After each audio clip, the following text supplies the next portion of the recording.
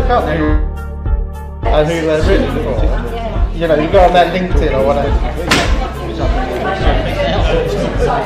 Hands really there. We live in the West Country, you kind of can. Because you get your email, you get your internet through cables through the States, where it's not that. But if you live in the East of England, you know, you live in London. I used to see it, and I haven't seen it for a long time, and it when you were in but then I think I've probably been looking at it's different blocked on. to me. It's very much blocked on European internet, so, and you might have to use a VPN or some sort of technical solution to look at it. Anyway, so this guy, you know, the thing is, I looked up this guy, and I looked on his LinkedIn or something, and he'd done work. Okay, dear friends and comrades, I'm really pleased and honored to welcome you here in your beautiful town of Bristol. I'm Konrad Rekas. I'm Polish journalist living in Scotland, so it's both Polish and Aberdonian, so it would be a hard challenge for you to, I believe, catch and follow me. So if so, just please stop me. And please, in this very special day, let me introduce our very special guests, including Chris Williamson, MP from Derby for many years, excluded from the Labour Party for saying the truth about the Zionism, about the war, about the jingoism, and about taking the position of the war party by the Labour. Welcome. Thank you.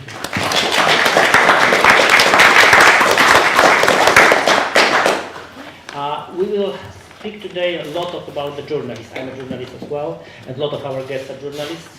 And it's a very sensitive moment for all of us, because we all know that we face censorship in our everyday lives, that the freedom of speech is restricted as never been during the last couple of decades. So it's so important to meet here and to have opportunity to speak truly about the war, about the situation in Ukraine, about the situation in Palestine, and about the threat of the global war we have to expect. So please, for me as a journalist, it's a great pleasure to introduce you Warren Thornton, journalist who informed us about the scandal in Canadian Parliament, about this Waffen-SS sergeant greeted by the Canadian government, and of course Warren, as we all know, was repressed for that. So thank you, Warren, for what have you done.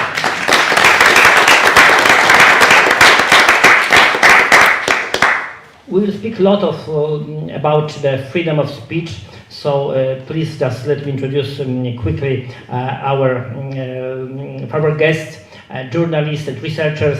James Tweedie, welcome James. Dr. Judith Brown.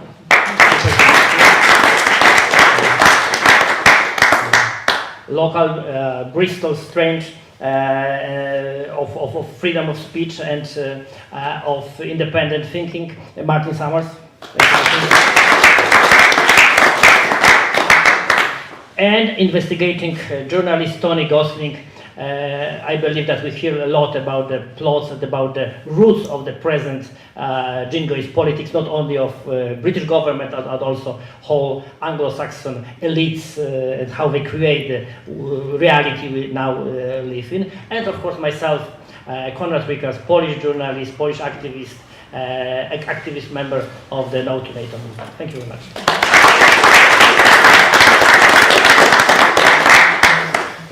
So we start with Chris, and just one formal remark. We imagine that as a very, informal meeting. We would like you to invite you to discuss and ask a question just after every speech. That would be easier, to memorize and to find it, more dynamic and going on. So, Chris, please. Thank you. Well, thanks very much indeed for the introduction, and apologies at the beginning, because I'm going to have to shoot off fairly early doors after I've spoken and dealt with any questions, if there are any, because I need to get my train back up to the Midlands to Derby. So please forgive me for leaving before the end of the meeting. And I'm very pleased to be on a panel with such an esteemed group of excellent speakers. I hope I can do them justice. But I mean, the theme of this discussion this evening is the war on journalism, and I'm going to try and talk a bit about Ukraine and the failure really of the media in terms of its reportage on Ukraine, and obviously what's happening now in Palestine and particularly in Gaza. I mean, the corporate media would of course have us believe that we are now entering the 619th day of the war in Ukraine. Or the proxy war, NATO's proxy war in Ukraine. Of course, the media don't refer to it as a proxy war, though. It's always portrayed, isn't it, as Russian aggression or Russian imperialism or Russian tyranny. Oh, and of course, Putin's a madman is the rather stock phrase that we often hear from the mainstream media whenever they are reporting on the situation in Ukraine. But the reality is that this war that could and should have been avoided. The reality is it's a war that could and should be ended right now. The reality is that NATO spurned Russia's proposal for peace and security in Europe that was proposed in December 2021. We don't hear a lot about that in the mainstream media, do we? The reality is that the genesis, in fact, of this war goes back long before Russia started its special military operation on February the 24th last year. And despite the media pretense, you can actually trace it back, you know, to the coup, the Maidan coup in 2014, the US and EU sponsored coup in 2014. In fact, you can even trace back even further than that to the Orange Revolution in 2004. But of course, the media never talk about the reality. And the reality is that in the 2014 coup, Viktor Yanukovych, who was the democratically elected president, was overthrown. But he was deemed to be too pro-Russian, so the US decided that he had to be deposed. But the US had long wanted to sever the growing ties between Russia and Western Europe. And of course, the Nord Stream pipelines were seen as like a red rag to a bull to the United States of America. And Europe's growing dependence on cheap Russian gas was unconscionable to the United States. So they devised a way to break that link. Provoking a war was deemed to be an appropriate way to force the issue. And just to make sure the link was broken, the US blew up the Nord Stream pipeline, didn't they, last year? And of course it was the veteran Pulitzer Prize winning investigative journalist Seymour Hersh who fingered the US for actually doing it, not the corporate media. In fact, the corporate media were reporting, well, it might have been Russia that did it themselves as some sort of, pretext. I mean, God knows why Russia would have done that. Because if they wanted to cut off the gas supply, they just turn the tap off. But anyway, that's how the corporate media were trying to sort of portray it. And of course, Seymour Hersh, this guy who exposed the Eli massacre in, I think, 1969, he's got effectively kind of expelled from, abandoned by the mainstream media, and now his output is through his Substack platform, which he has a huge following there, and that's the great thing about independent media and social media, that we can still get our message out. So NATO indulged in numerous extreme provocations to bounce Russia into a war. After promising Mikhail Gorbachev that NATO wouldn't expand 1 inch eastward after German reunification, NATO's membership almost doubled in the intervening years. But Ukraine's membership of NATO was always a red line for Russia, and they repeatedly made that clear, but it was all, of course, to no avail. In 2008, people may remember, the NATO issued the Bucharest Declaration, boldly stating that Ukraine will become a full member of NATO. Although NATO's been a de facto member of NATO for many years, doing various kind of joint operations with them, training and all the rest of it, and military hardware being sort of shipped into NATO long before the war broke out. But the fact that it was led by, oh, hang on, I've lost my place here now, then where am I now, sorry. It's the trouble when you're doing a red speech, isn't it? Let me see, where was I? Yes, that's right. Yeah, Ukraine's membership was always a red line, and they repeatedly made that clear, but to no avail. And of course, we had the Bucharest Declaration that I mentioned. But in 2014, then we had the Maidan coup, which was engineered, of course, and the fact that it was led by literal Nazis didn't really trouble NATO in the slightest. The fact that it was those extremists that were supporting the coup who burnt to death opponents of the coup in Odessa didn't prompt NATO to rethink the whole strategy. The fact that 14,000 people perished in the civil war didn't even register as an issue for NATO. In fact, NATO was happy to facilitate an 8-year-long civil conflict. NATO was content to allow the Kiev regime to flout the ceasefire agreements known as the Minsk Accords.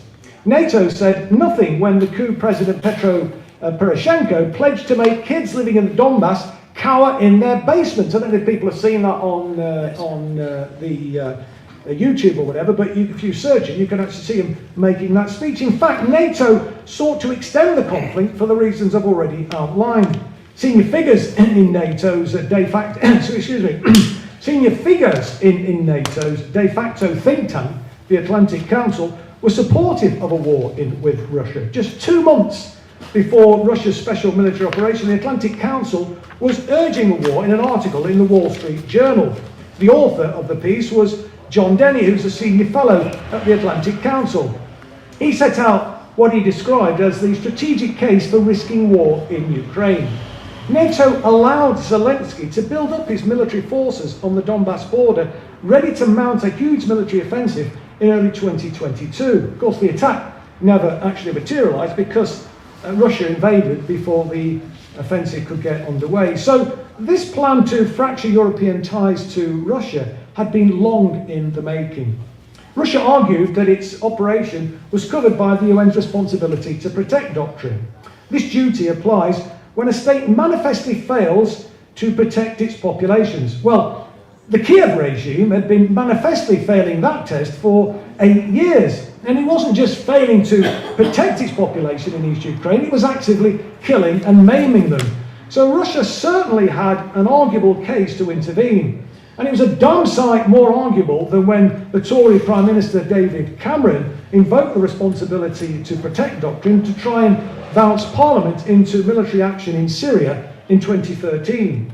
But fears that NATO's proxy war in Ukraine could escalate into World War III have been overshadowed by Israel's genocidal war in Gaza, which could be the spot for World War III if things really are not brought to a halt sooner rather than later. But the corporate media's coverage of the war in Ukraine certainly failed the 5 tests of ethical journalism, and some of the journalists on the panel may want to refer to these tests of ethical journalism, which are accuracy, independence, impartiality, humanity, and accountability. And the reporting on Israel's assault on Gaza is even worse than the reporting in Ukraine. The reportage is usually inaccurate, it's invariably partisan, it's consistently biased, its humanity is hugely selective, and it's only accountable to the government that's given its unqualified support to Israel. Israel, as we all know, is engaged in a genocide that the world is watching in real time, thanks to social media, independent platforms, and of course Al Jazeera, whose coverage has been outstanding in my opinion. And the world is rightly horrified by what they're seeing. Consequently, support for Palestine is unprecedented. People are coming to realise that the political ideology of Zionism is in fact the epitome of evil. By way of example, a think tank with ties to Benjamin Netanyahu and the Likud party is promoting plans for a final solution for Gaza. The Institute for National Security and Zionist Strategy calls it the relocation and final settlement of the entire Gaza population. And Israel is actively engaged in delivering that think tank's proposal right now. They've already dropped the equivalent of almost 2 Hiroshima bombs on Gaza. And Gaza is one of the most densely populated areas anywhere on Earth. That's why the death toll has been so horrific. Yet, in spite of this carnage, the British political class continue to support this slaughter. They've steadfastly refused to call for a ceasefire even, and Labour leader Sir Keir Starmer has thrown his weight behind the medieval siege, saying that Israel had the right to cut off water and energy to the Gazan people. I mean, these politicians are effectively war criminals, aren't they? And the government has issued D-notices to suppress reports of SAS operations in Gaza. So we've got British troops on the ground fighting alongside the Israel occupation forces. And the UK is also sending intercepted Palestinian resistance communications to the Israel military as well. And then, of course, we've got the US Delta Force engaged in the conflict there too. So what explains the partisan position of British politicians? Well, I think in part it's down to state capture. Most of the MPs in the House of Commons are in one of the Friends of Israel groups, which are in both political parties. But it looks like there could be another motive, and that's fossil fuel.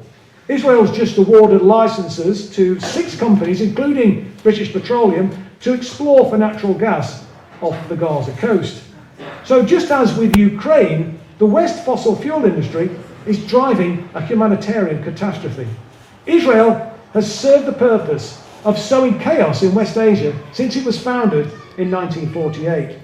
That chaos serves the interests of Western powers, and that was always the intention. Ronald Storrs, people may have heard of him, he was the British governor of Jerusalem, between 1917 and 1926, and he said that the intention was forming for England a little loyal Jewish Ulster in a sea of potentially hostile Arabism. These days, Israel only survives thanks to the largesse of the United States of America. Israel receives over $3 billion in subsidies from the United States every year, and the House of Representatives last Thursday voted to give Israel a further £14.3 billion for additional weapons. It's quite astonishing. Joe Biden is on record, and again, people have probably seen this, saying that if Israel didn't exist, we'd have to invent one. Yet, very little of this gets into the mainstream media. When it does, it's usually sanitised to make it palatable to the Zionist lobby. But the horrors being inflicted by the Zionist regime are still finding their way into the public domain thanks to social media, independent platforms, and Al Jazeera, as I've already mentioned. I believe it's the oxygen of publicity that will destroy this rotten and corrupt system that's delivered war, poverty and despair to millions of people around the world. And we're seeing it happen already. The online outrage, the rallies, the marches, the spontaneous demos in support of Palestine have been enormous all over the world, from China to Colombia and from Algeria to Australia. The condemnation of Israel and the support for Palestine has been universal. We now need to make them pay. That is the political class who've been exposed as never before. We need now to make them pay for their callous indifference to the horrors that we're witnessing every day. Thank you.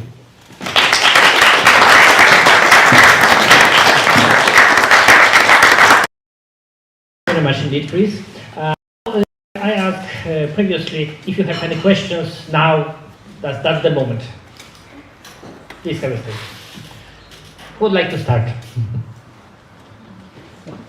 Okay. So, Chris, it's absolutely nothing to do with what you were talking about, but because of who you are, your position in the Workers' Party, you might know.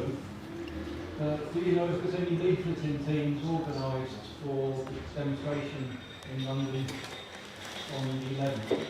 I don't know for sure, but I'm pretty sure that there will be, because there was leafleting teams out last time, and in fact some of the leaflets that were being distributed last time are actually on the table there. So I think it's pretty certain. I don't know, Chris, whether you know for sort of... I know. Yeah. On those leafleting teams. Well, yeah, because I did ask on the Telegram thing a few weeks ago. I didn't get any response from someone. Okay, I think that will be managed. Yeah. Any further questions? I just wonder if you could say something about what's happened to Andy MacDonald. Yes. Being suspended from the Labour Party for his comments, which were totally about justice in Palestine. Nothing to do with pro-Palestine or pro-Israel. In fact, they were measured on both sides. Well, they were. I mean, Andy MacDonald made a very reasonable comment, it seems to me, talking about peace for, in fact, not just the Palestinians, but also for the Israelis living in the Zionist colony.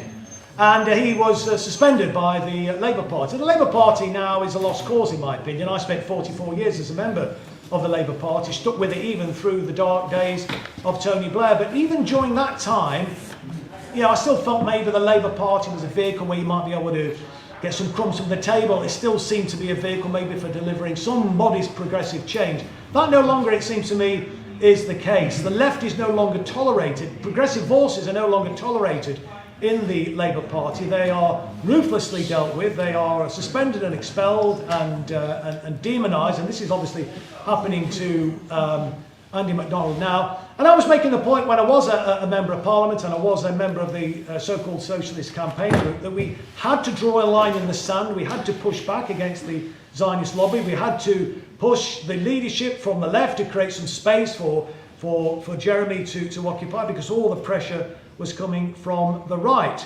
But I wasn't listened to, regrettably, and I often quoted the Pastor Niemöller poem, which people may be familiar with. First they came for the communist and I didn't speak out because I wasn't a communist. Then they came for the socialist and I didn't speak out, the trade unionist, and then they came for the Jews and I didn't speak out because I wasn't a Jew. And then they came for me and there's nobody left. Well, that's precisely what's happening to the Socialist Campaign Group.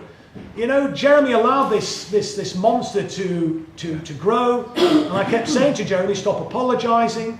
The point about drawing a line in the sand, all you're doing is feeding the beast, and ultimately it consumed him, and then it consumed Diane Abbott, and now it's consumed Andy MacDonald. And I suspect there may be other members of the so-called Socialist Campaign Group who will be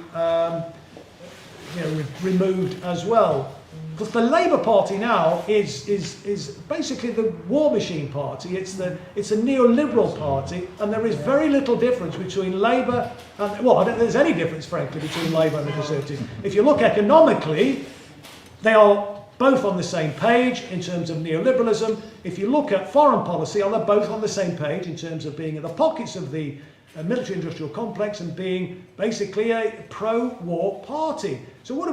We need to build an alternative vehicle, it seems to me, and that means, building a movement.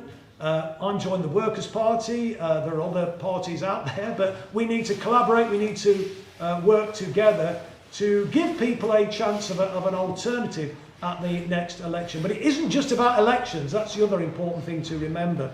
And I think we need to draw a lesson from Bolivia and from other countries in Latin America, but particularly Bolivia, where they have the movement towards socialism. And that's the key thing for them, is having this social movement on the ground. And what they were able to demonstrate is that by having that strength in depth, even when there was a US-backed coup in Bolivia, they were able to overwhelm that and to force new elections after Evo Morales was removed at the point of the gun within 12 months and overturn that coup. So that seems to me is the way to go. But Labour's done for, and there is no way back for the Labour Party. And we've got to, as hard as it is, and it's not impossible in a sort of two-party system with a first past the post. It's been done before. Labour replaced the Liberal Party, didn't they? When it was founded in 1900. We've seen what's happened in Scotland, where the SNP has absolutely wiped out the Labour Party. So, it can be done. It's not easy, but we have to go there because, it's not a question of the lesser evil. They're both evil. And even if it were the lesser of evil, that's still evil. And we deserve better than that. Just to be clear about what Andy MacDonald actually said, we will not rest until we have justice. Until all people, Israelis and Palestinians, between the river and the sea, can live in peaceful liberty. Yeah. So it was even a bit poetic. But the idea that someone can be suspended for saying that seems unbelievable. Well, people don't forget we were expelled and suspended. I think maybe somebody for saying nice things about me, believe it or not. I mean, never mind about saying something like something like that about liberation for the Palestinian people. I mean, So anyway. You mentioned the issuing of these licences off the coast of Gaza. Are you able to sort of expand on that at all? It's the first time I've heard of it. Yeah, well, it's only recently, and sounds like another 1999. Okay. British Gas was given the contract okay, by right. the Palestinian Authority to explore the gas fields, which have got 1 trillion cubic meters of gas. Yeah. Israel has never allowed that to go ahead since 1999. Yeah. No, absolutely. Well, I think what I mean by new, as I understand it, it's Israel now that's issued these licenses for Not exploration. for Gaza. That's my understanding anyway, and that there are. That's why they want Gaza. Well, of course, absolutely, yeah, no, for sure. I mean, and So essentially this could be another oil war. well, I mean, often, you know, it comes down to, as I was saying, really, you know, often this is kind of driven by the fossil fuel industry. I mean, you kind of look at, you know, many of the conflicts around the world have been driven by the fossil fuel industry. You know, the desire to access fossil fuel reserves. I mean, the coup in Iran, you know, back in 1953, and they ousted Mohammed Mossadegh was at the behest, really, of the of British, what is now British Petroleum. Okay, another question. Sorry, Fred. Okay, well, You first, okay? Yeah, so a lot of people may know or not know that today is an anniversary. There's been several in the recent days. The second, we had the Balfour Declaration anniversary. And then today is the anniversary of the murder of Yitzhak Rabin, who was murdered on this day in 1995. Now, I don't know if people have been looking into that, because the widow of Yitzhak Rabin actually blamed Netanyahu for his death, because Netanyahu has always been allied with fanatical Zionist Jewish extremists, and he, prior to Rabin's death, had been one of those mounting processions and demonstrations, including a mock funeral for Rabin. So he's always been there as someone that people don't trust, but he's also known to be a serial liar, which is the point of my question. People remember that Sarkozy in 2010 was overheard saying to Barack Obama that Netanyahu lies, as if there was any great surprise. So my question is about whether people think that what's happened during this conflict is another lie. Has there been a lie? It seems impossible to me that, no disrespect to the Palestinian fighters who are incredibly disciplined and determined, could have managed to completely evade every single surveillance and intelligence tool that the Israelis have. In which case, the question then comes, should we be looking at whether or not there was more behind this? Lots of the stories that happened on the 7th of October have still not been told, and we're finding out bit by bit that the Israeli narrative just doesn't stack up. No. So I'm not sure I buy the argument though that you know that this was a conspiracy. I mean, that's a kind of an open question. But I mean, I think that the Palestinian resistance now is better organised and better equipped than it's ever been. And I think the ability of the Israeli occupation forces to mount a successful ground incursion into Gaza City will be very, very difficult indeed. But what I was saying, for your point about lies, as Julian Assange says, all wars are started by lies. And this point was that wars can be started by lies and peace can be started by truth. And you know what we need to be doing, obviously, is trying to spread the truth as much as we possibly can. And part of that, I think, is through the social media platforms and so on, and giving people, you know, the reality of what's actually happening. And that's having an effect, because that's why I think the support for the Palestinian cause is so huge, because people are seeing the reality on their screens, which would be sanitised to a much greater extent by and is being sanitised actually to a much greater extent by the corporate media, and but people are seeing the reality thanks to these independent platforms and the social media. I was just wondering, when you were talking about the gas, All right, about this new canal they've got planned. Do you know anything about that? Say that again, sorry. We just got the taxi's just waiting for me, but go on, sorry, mate. Say that. I was talking about it ties in with the gas field. All right. The new canal they've got planned. Yeah, that's another. Well, Richard Meadows was. I mean, that's a very well worth a look. He actually covered this in one of his broadcasts about the Ben Gurion canal that they're looking to create, which would be like a rival to the Suez Canal. Yeah, I mean, I think that you know, Gaza is kind of key, it seems, to that as well.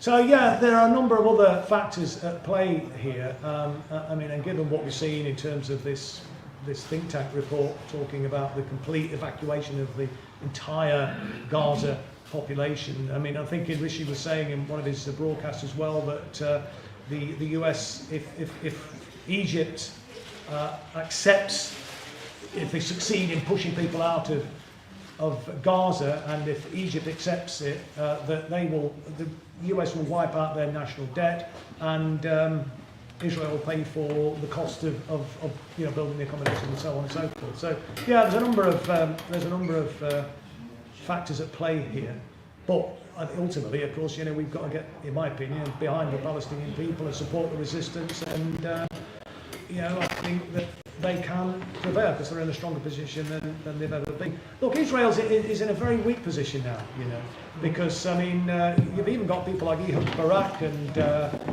Yitzhak Brik, Ehud Barak being a former Israeli Prime Minister, Yitzhak Brik being a former general in the Israeli occupation forces, talking about the end of, the Zionist project. Ehud Barak saying by the end of this decade, Israel could no longer exist.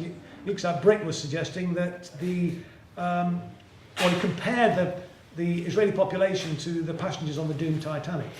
So I think they can kind of see the writing on the wall. And they haven't done themselves any favour with the way in which they've conducted themselves. So the opposition now to Israel is at an all-time high. And what you just said about the resistance, all the channels on Telegraph at the moment, today the resistance is really giving the Israelis a hard time. Yeah, no, absolutely. Sorry, is it all right if I make us? Yeah, when you were talking about this money that goes to Israel from the USA every year, I have felt for a long time that Israel is in fact captured by the industrial military complex. It doesn't have any choice, really, but to do its bidding. So although it's almost like the Jewish population of Israel has been made scapegoats again by being forced into this situation, which is evil.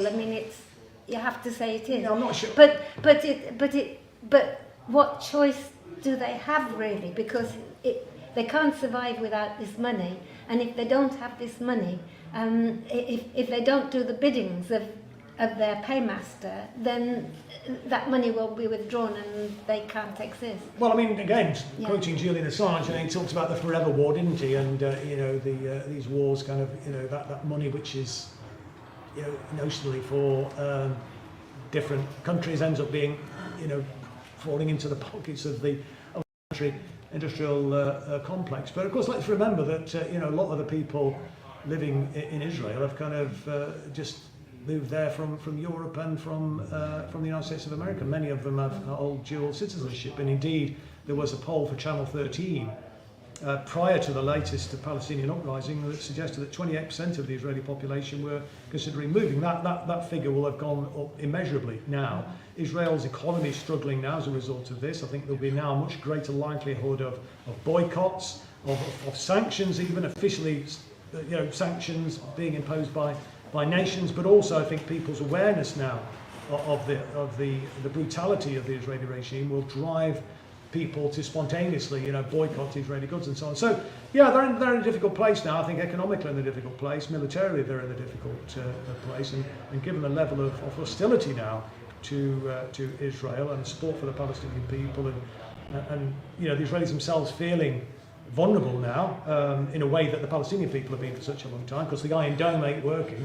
And if Hezbollah get involved, which is looking increasingly like that will happen, potentially Iran as well, I foresee Israel collapsing actually in the not too distant future. But obviously let's wait and see what happens. I'd probably better shoot for my taxi now, unfortunately. But, I've got perhaps another couple of minutes. And then So, any chance for last question for Chris? Well, thank you. Yes. Thank you for having me.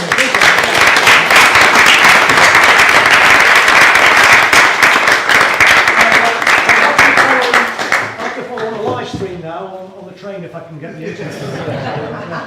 Anyway, that's all right. Yeah, thanks a lot, guys. Questions on the live stream on the way back in case you get bored. Okay, mate. Yeah, cheers, guys. See you. And now voice comes to Yuri. Thank you very much.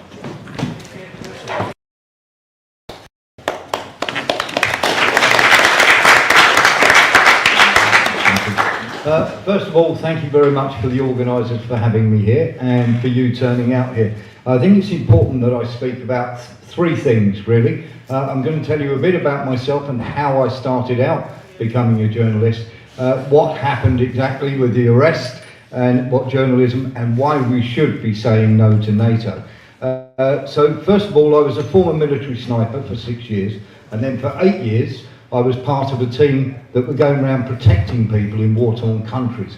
So we were, if you like, looking after anybody that wanted to do aid work. And the wonderful thing we had was that we were able then to bump into independent journalists who were looking for a human angle to the story. We got to know aid workers. We also got to know embassy personnel and military personnel as well. And on top of that, we were able to spot military attaches who were there looking after their own government's interests rather than looking out for the people. So that sort of led me into that sort of area where I made lots and lots of contacts. And then a couple of years ago, some friends of mine who were in all these war-torn countries, they were in Ukraine, they were in Palestine, and they were phoning me up and going, Warren, you won't believe what's happening, but we can't speak out because we'll lose our jobs, or even worse, and I think you know where I'm going with this. And they said, we want you to start telling what's going on. So me being me, I started a little TikTok channel, and I thought I'd be talking to 20 people. It turns out now I'm talking to 70,000. And the wonderful thing is there is a thirst out there for the truth, for people to know what's going on. And that leads me now into the next thing, which is the mainstream media, which you will have heard this term now, citizen journalism. And that's absolute nonsense. It's rolled out by people who are part now of a propaganda machine. It used to be that we had journalists who would hold governments to account, and the government would hold journalists to account, and therefore we get somewhere in a balance. We don't have that anymore. Now what we had is everybody singing to the same hymn sheet. So the guy at the very top tells the editor of a paper exactly what you're going to say, and he will filter that down to the journalist. And anything else, and you're out in the weeds. And that is not journalism. When you have a Ukrainian kill list out there, killing independent journalists, is an absolute disgrace that the mainstream media don't turn around and say exactly what's going on. When you can have someone like Gonzalo Lira, who is currently residing at the behest of the Ukrainian regime, and I won't call it a government because it's not. It is a bunch of neo-Nazi lunatics who are running this country, and they are getting good Ukrainian people killed, beating them up, throwing them into jail, and everything else. And when you have journalists like Julian Assange, or people who are bringing the truth to people, locked in Belmarsh and being tortured and being kept against his will, with all of a sudden, have you ever noticed this with certain journalists and certain people, they want to get away? Doesn't matter whether it's Russell Brand or Julian Assange. Suddenly we had a sex scandal, don't we, where they've touched a Swedish woman, or we've done this, or we've done that. And it's absolute nonsense. And when you're talking about journalists in this country, it is an absolute disgrace that we have journalists who won't come out and tell the truth to people. And everybody that's here that works so hard to bring the truth to people. I now work for a company called Frontline News, and we're actually going to be starting a news channel because there's actually a need for it. Because if you go to any mainstream media channel whatsoever, suddenly you've got a real problem. And that sort of brings me on to the next thing, which is NATO. And it was, you know, we had this document. Lots of people came out, even Stoltenberg came out and said there was no such agreement that NATO would move any further east. Well, there was. If you have a look, there was Baker, there was Shevardnadze, and there was Gorbachev, and it's down on USA printed paper showing that they will not go 1 inch further if they allow a united Germany. So when we come to NATO, and James there, who's coming up to speak next, has seen, and I shared with him, and obviously we couldn't put it out there because we put our source in trouble. We had the French military crawling around in Ukraine in 2020, okay? We have got the documentation, we've got the flights, we've got hotel records, absolutely everything that puts a guy called Heli Arnoux, who was part of the French military secret service, in Ukraine, helping to set up NATO command and control centres in 2020.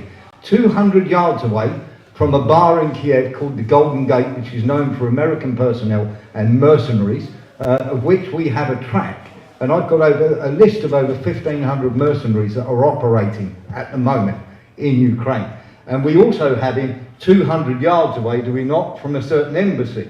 And he was living in an Airbnb there for 7 months. He has now been made the military attaché, defence attaché for that country. And it is absolutely bizarre that all these people now suddenly get these promotions and everything else. There's another thing I wanted to say about NATO as well, is they are literally crawling around. We've got a guy called Captain Joseph Wyden of the American Air Force leaving Ramstein Air Force Base, documentation, I've got his flight and everything, signed off by the head of NATO. So he's going to do transportation for Georgian fighters out of the country who are crawling around in Ukraine, fighting, and are not supposed to be there. Okay, and we've got the documentation. These guys go in, they do with military transport. We've got all sorts of French intelligence crawling around. We've got a French intelligence ship in the Eastern Med 3 months before suddenly Israel-Palestine kicks off. And just while we're on the subject of Israel-Palestine, I was speaking to a member. I'm not allowed to speak to somebody from the military, but I can speak to the political wing of Hezbollah. And I was able, through an aid worker who is there, to be able to have contact with a politician who is very high up in Hezbollah. And trust me, if Israel decide that they want to have a beef with them, then they're going to find that a very different proposition to Hamas entirely. And they have given they gave a deadline of Monday for Israel to stop the bombing. And what we're not looking at here is suddenly this crazy thing of if you kill one child, you kill one civilian, suddenly you create 8 people who want to kill you back. Because what happens is these people come up to you and they go, and you know, everybody has their, shall we say, crazy people in any country, in any part of the world. But imagine, for instance, you're walking home tonight, suddenly your street is flattened by a bomb, indiscriminately killing your mother and father or people that you love. If somebody comes to you and says, do you want revenge, and puts a gun in your hand, you will take that because you are grieving. So when you kill one innocent child, and I don't care, this thing that we have to come together as people, because we have this horrible thing, don't we, where everybody puts flags in their bios and everything else. If you kill one child, I don't care what flag you're standing under, you're a war criminal, okay? If you indiscriminately, deliberately target these children, then you are, as far as I'm concerned, a war criminal. And there's one other thing I would like to say just before I finish, and it is, when we look at this, look at the money, we are currently undergoing an investigation, and I always call these North American takeover, which is to do with the neocons, because we have, at the moment in this investigation, 112 people in the Senate of America who are taking campaign funds from defence contractors, okay? And I've also got 37 NATO people working very closely in the defence industry who are taking money from defence contractors. And obviously we'll be doing a big expose on that as well. And the thing I really wanted to say here is, if you have these people fueling wars, then we're all going to be in trouble. And there is nobody coming over the hill to save us. It's up to us to do it. You hear this term about the white hats and everything else. It's one of those, sit back, and while you're sitting back and waiting for them to come over the hill and save you, suddenly the crazy people are still getting on with everything that they want to do, okay? And what you have to remember is, when you look at the natural gas, a wonderful point made there, let's not forget that Russia, Iran and China were all going to get together to do this the Eastern Med pipeline, okay? And now we also have the Americans wanting to make one with Saudi Arabia and everything else. And I would ask you, which 3 countries have America wanted to have a war with? Russia, China, Iran. Within 2 hours of the rockets going from Gaza into Israel, the BBC, CNN, everybody was on there going, it's all Iran, Iran, Iran. They don't care about Israel, they don't care about Palestine, they don't care about Ukraine, don't care about Russia. They care about money and power. Thank you very much.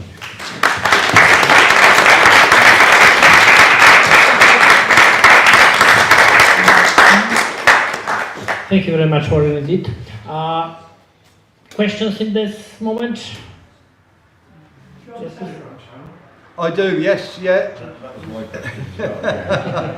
If you go on to if you type in Frontline News on Rumble, you can see all my videos there, including Spies, Lies and Mercs, which gives you the whole situation with the French, and there's all sorts of videos on there. We do investigative journalist pieces on that, and I'm also on Telegram as The Real Truth. Real truth. Yep. How do you spell that? Spies, lies and... Spies, Lies and Mercenaries. Mercenaries, okay. Yeah. If you go, as I say, if you go onto the Frontline or frontline.army, it's all on Rumble. There are lots and lots. I do 3 every single day, which go on TikTok, and we put the longer videos on Rumble. We have Igor Lopatonok, who did Ukraine on Fire. I've interviewed him. We have Matt Letizier, obviously on COVID, who lost his job. And we do many, many interviews with people, and including people in the street, because we think that people out here need to have a voice out there, you know, sort of in the journalistic land. So that's very much a thing that we're trying to promote. Can you tell us something about this, your investigation into the Ukrainian SS guy in the Canadian Parliament? Yeah, sure. So basically what happened was Yaroslav Hunker, and the Speaker of the House, who we've managed to now get rid of, he has a son called Martin Hunker. Now you imagine you're in a front row here. So we had Martin Hunker, we had Yaroslav Hunker, then we had obviously part of the Canadian Secret Service. You can always tell them because they never have tie on when they sit in the front row. And then you had the head of the military there, and you also had a very, very important chief there as well, and then another Secret Service guy. Now, Katrina, I think it's Katrina Gold or Karina Gold, who is the one of the very high up people in the Canadian Parliament, always gets the seating plan and also gets the when you turn around and you have somebody investigated to make sure they're okay to be in that Parliament. Okay, I had to go through it when I went into the British House of Commons. I had to be thoroughly vetted. Now you're telling me that she didn't know who was in that front row sitting next to those people. The other, Karina Gould, and I'm trying to think of the other woman as well, escaped my, she's the deputy head of the Canadian Parliament. Trying to think of her name off the top of my head. That's it, Freeland. They both oversaw the speech that the Speaker was giving. Okay, and the Speaker was giving that speech, and they oversaw it, and the speechwriter was none other than Trudeau's personal speechwriter. So the fact that they're saying that none of them knew, and what we did, which any sensible journalist, mainstream media journalist should have done, is turn around and go, he fought against the Russians, he's 98 years of age.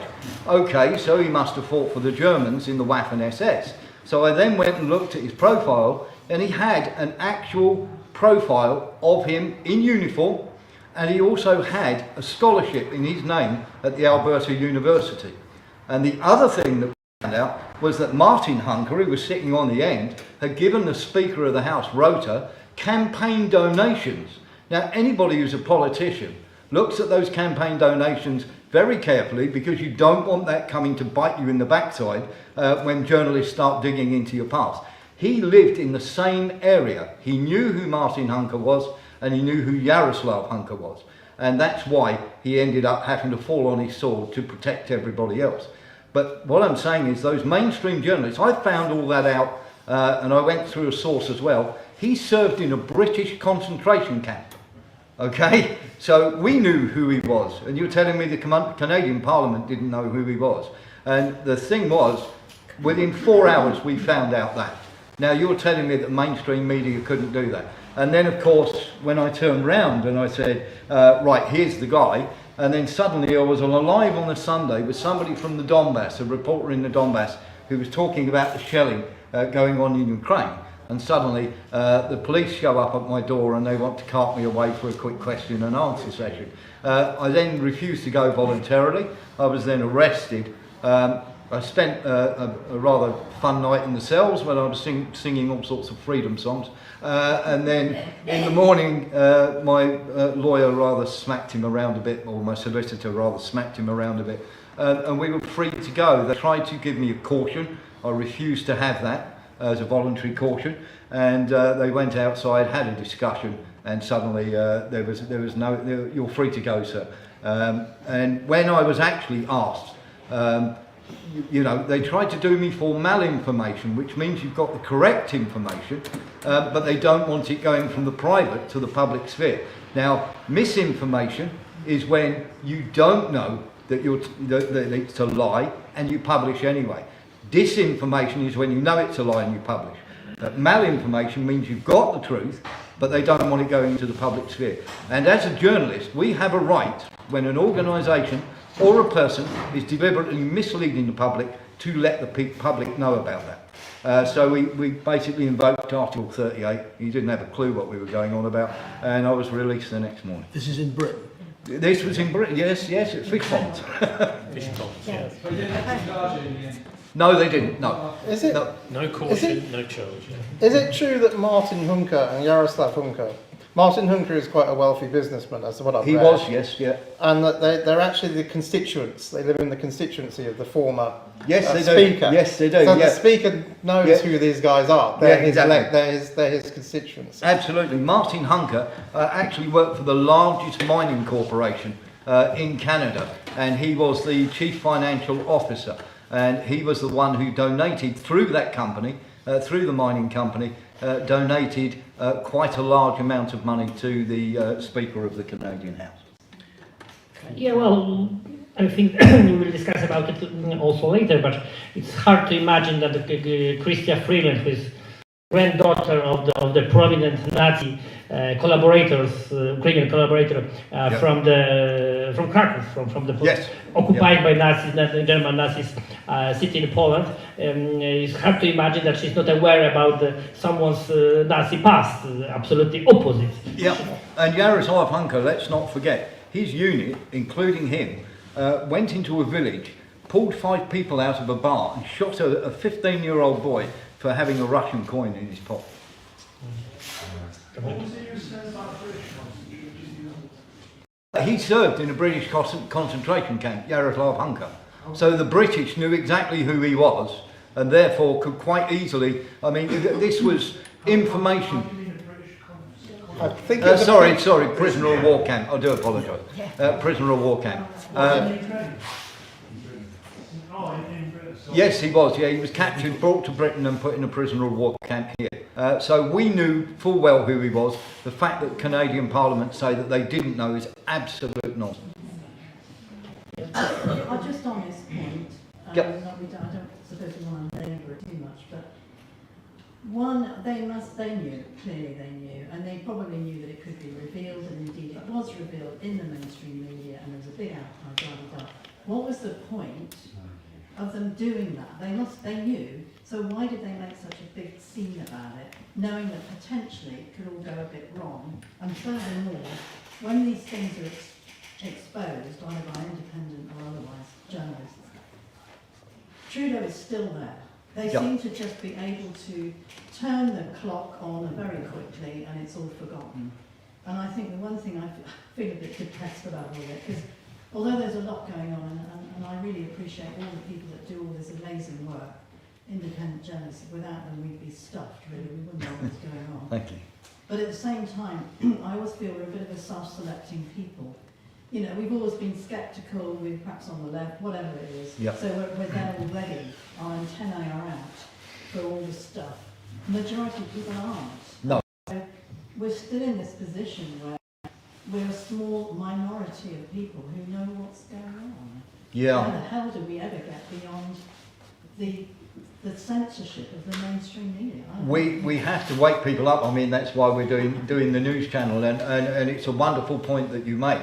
There is a wonderful movie called Network that was out in 1976, and Peter Finch turned around and said, when one of the largest corporations in the world own the most brilliant propaganda machine ever, and he was talking about the tube in the telly, and he said, you will think like the tube, eat like the tube, dress your children like the tube. And he said, you've got to get away from that. He said, turn your tellies off. He said, less than 3% of you people read books.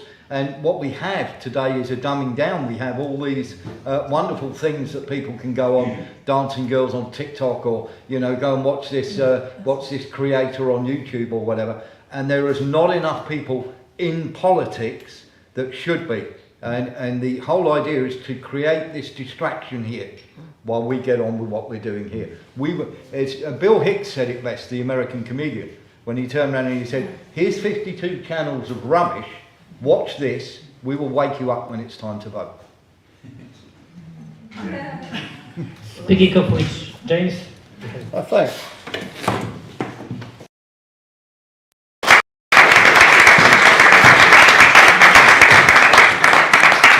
Good evening. Thank you very much. Well, I'm one of the reasons, the main reason I'm here tonight is because, like Ray Davies from the Kinks, the old band, I don't want to die in a nuclear war, that prospect, which I was acutely aware of as a child growing up in the 1980s, seems to have come back to haunt us again. But I've been asked to talk about my job, so here goes.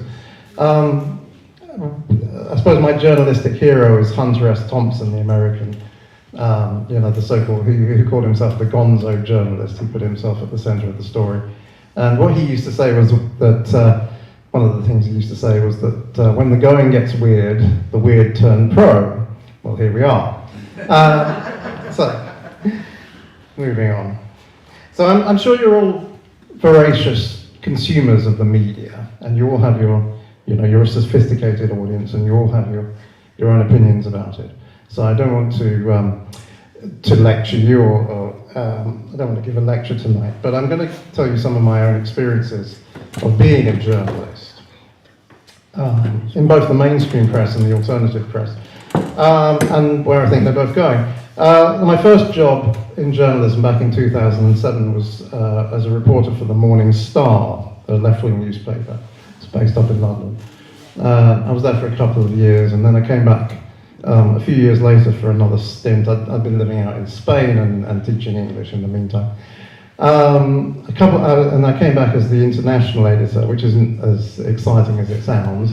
You're just on your own on one little desk and writing up filling 2 pages of the paper.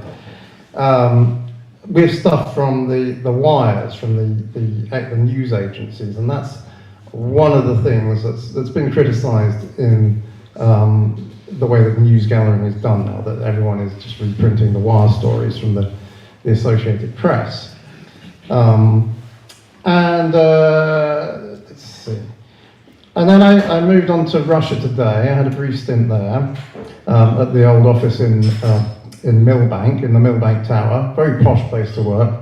And they had about 1.5 floors of that building. A lot of people worked there, and I'm afraid all those people lost their jobs about a year and a half ago when the channel was taken off the air in Britain by Ofcom, which is meant to be an independent regulator. And unfortunately, my trade union, the National Union of Journalists, didn't say anything about that, just as they haven't said very much about certain Russian journalists who've been killed. Then I worked for a while at the Mail Online, doing daily shifts there. And that was kind of a boring job, but you learn things about the trade. And then in recent years I've been writing for Sputnik News, which is sort of part of the RIA Novosti group, which is it's the equivalent of the Press Association in Britain. And I've also done spots for Press TV, the Iranian channel, and I did one for TRT World, which is Turkish. I actually had one, I was on the Radio 4 PM program once for a former correspondent, for the foreign correspondent for the AP, they call it the CIAP, the Associated Press in the States. I was kind of opposite her, and she kept telling everyone we were talking about Venezuela, and every time I said something, she'd follow it up with a call to people to fact check everything I was saying. Well, you can do that if you like. Okay, so I mean, one of the nice things about journalism is it's a very human-centered job. You're talking, you know, news comes from human beings. You know, you have to talk to people. Despite all the automation and the loss of jobs, they can't really replace human writers. So you meet a lot of people. You talk to a lot of people outside work, and you work with a lot of people. At the Daily Mail, they've got this big office in Kensington High Street in London. It's about 2,000 people work in that place, producing various different titles. You know, hot desking round the clock. There's a lot of people working there. It's not a great big employer in this country. The number of jobs is shrinking, but you know, it's very human-centric. And you meet a lot of characters, you know? You meet, you know, and some of the stereotypes, like the pissed old hack, as they say in Private Eye, you know, the old alcoholics who are all burnt out. And these kind of highly strung editors, you know, who are always shouting at everybody. You meet those people too. But you also meet some funny people. You meet a lot of people who are very spooky, as I'd call it. You know, you're sure they're kind of, you know, they're agents or something like that. In fact, it was the running joke at the Morning Star about who in the newsroom was the MI5 agent, you know, this week. And in fact, there was more than one candidate some of the time. You meet people who are very ideal, you know, they're, let's see, where am I going with this? Yeah, you meet a lot of journalists who come across as real ideologues or zealots for, you know, some kind of political, the main, you know, the official political line, you know, and they'll bang on about it, and you're like, you know, the thing is, if the official line is correct, there isn't really a story, you know. This was something that actually we had at the Morning Star. You know, there was the editor took the line that Julian Assange should go back to Sweden and face the rape charges, you know. Yeah, they were dropped in the end, exactly. He was never charged. Right, okay, so these accusations anyway. So, and if there was a case to answer, there isn't really a news story, is there? Julian Assange ceases to be a news story if he actually, you know, did what they said, you know, some people say he did. So, you know, it's counterintuitive to a journalist, you know, to your news sense, to do that kind of thing, to take that kind of line. And it led to a kind of schizophrenic approach, actually, of the paper there. So these people, these people who echo the establishment line, you know, they just repeat what they hear, and they, you know, they're very happy to repeat the official line. Whereas, let's say, a good journalist believes in that maxim that we should follow the money and not believe in coincidences or unintended consequences. You know, if something happens, someone wanted it to happen, even if it's a disaster. Anyway, those kind of people, they're the ones who get promoted to editor, and it's kind of you know, it seems like the editor's job is to mess up all your best stories and then sit on your scoops until they're not news anymore or someone else has broken them, you know. So you've got, you know, these are the exasperating things about working in journalism. But what's really wrong with the mainstream media? That's the question. And for me, and I think especially for, you know, as a journalist, and you rely on other journalists, you rely on re-reporting news which is gathered by other journalists. One of the big problems is that the media amplifies the informational noise and drowns out the notes that resonate the truth. And this is a very general, systematic problem, and it can't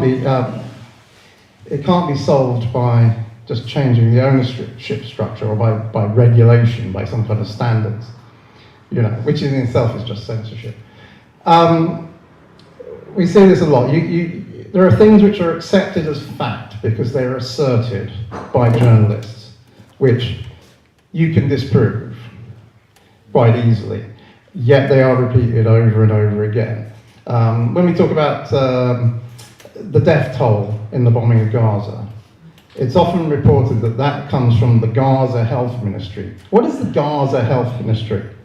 does Gaza have a health? Does it have a health ministry that's separate from the Palestinian Authority health ministry? Is that what they're talking about? Palestinian Health Ministry Authority is based, like the rest of the Palestinian Authority, in Ramallah, in the West Bank. It is not run by Hamas, right? They publish those figures. You can get it off on WAFA, which is the Palestinian Press Association, and you'll read the same figures, you know, and they'll say to you that, you know, 73% of the victims are women, children, and the elderly, right? That's not Hamas propaganda. You might say it's PLO propaganda, if you like, but it's not Hamas propaganda. But that keeps getting repeated, you know, the Gaza Health Ministry. So yeah, it's not quite about who owns the papers, and it's not about their politics either. In a way, I'm going to contradict Warren on this. You might be aware that, say, Reach PLC, that used to be Trinity Mirror, the Mirror Group, right? It owns the Mirror. Mirror's always been a pro-Labour Party paper, right? It also owns the Daily Express and the Sunday Express, you see, which is like a big-time small C conservative paper, right? Why does it, you know, so why is it publishing, you know, why is it printing two different messages in two different papers? Because they're marketed to different groups of people, you know? It's just, they're just selling a commercial product. And there's this idea that rich men own newspapers or TV channels in order to pump out their message. There's some examples of this happening. Henry Ford's famous anti-Semitic newspaper. I don't know how many people ever read that. But if you're going to publish, it's very expensive to publish a newspaper and distribute it nationally, you know? And shareholders don't like albatrosses like that around their neck, you know? It's a bad thing to have. These things need to make money. And same with the Daily Mail Group, actually. I worked at the Daily Mail Group. There in Kensington High Street. They had, the Daily Mail has about 1 million readers of the print edition, a lot more online. It takes a pro-Brexit line, because that's what its readership think. It also publishes, the same group publishes the Metro. The Metro is handed out for free to white-collar workers in big cities. Generally, they voted against Brexit. Metro's anti-Brexit. You know, is that a big, you know, it's not an ideological position for them. Where it does become, where you do get consensus between all the media, like with the war in Gaza, it's on something which is of consensus. When you do get an ideological input, let's say from the ownership, I mean, it's on something which is of consensus to the ruling class. So, like the war in Gaza. And you know, there's very little you can do about that, because you're up against everybody on that one. So, let's see.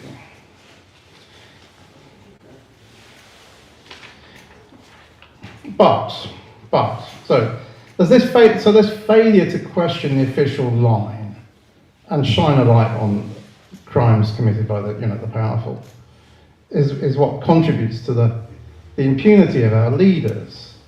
You see, this is the problem. But at the same time, like I said, those newspapers, those TV channels, they need to make money, they need to get advertisers, they need to sell copies, right? They need to show they've got a readership or a viewership, listenership for radio. So they have to, and you know, the people aren't stupid, they have to keep it credible, they have to keep what they're saying credible. They can't keep spinning a yarn when the facts don't add up. They've been very guilty of this on Ukraine. They printed all sorts of unsubstantiated, fantastical stories about all sorts of things. But you see, right now, the tide has turned there. It's very hard to hide that the project in Ukraine is becoming a disaster. So they're doing a bit of expectation management, as they say in politics. So they're admitting, they're starting to float the idea of that defeat for Ukraine is likely, and they're finding people to blame it on. We, let's say, many people, are turning to alternative media, in increasingly large numbers, as Warren has said. 70,000 listeners is pretty respectable. It's a lot. It's more than some newspapers get in terms of readership, I'd say. So we turn to the alternative media in search of the truth, and many of us here on the podium are independent journalists, but are we getting what we want? Are we getting what we're looking for here? You know, we are kind of spoiled for choice. It's a healthy little market there. The number of alternative bloggers and YouTubers and Telegram channels or social media channels is growing all the time, and some of them are very good and very informative, and some of them are very professional in their presentation. But there are some problems. I mean, I think the greatest problem is that they rely on existing internet platforms, social media platforms as they call them, which are not platforms, like YouTube or Twitter. They're not, those things are, they are censored by their owners. They are in effect edited publications. You don't have, they're not a free-for-all platform. Many of the best people have been taken off YouTube, for instance, like Scott Ritter. You see, so, but they're publications, it's a great scam actually, because, you and I provide the content on for those publications for free, and sometimes you get some money back, you get some monetization from adverts on Twitter, but they'll cut that off as well. That's one of their control mechanisms. They'll cut off your monetization if you say anything they don't like, even just one word sometimes, one word or phrase. And they'll censor you, they'll make you take down videos, or maybe they'll just ban you outright, suspend your account or delete it completely, as has happened to some people. Now there are some rivals to the big ones like YouTube. Rumble is the Rumble website for videos is a rival to YouTube. And at the moment, Elon Musk is kind of loosening things up on Twitter, but not entirely. And I don't think you can rely on any of those. You can't count on any of them being useful forever. And you might have to keep hopping around, which is a problem because you lose your followers when you do that.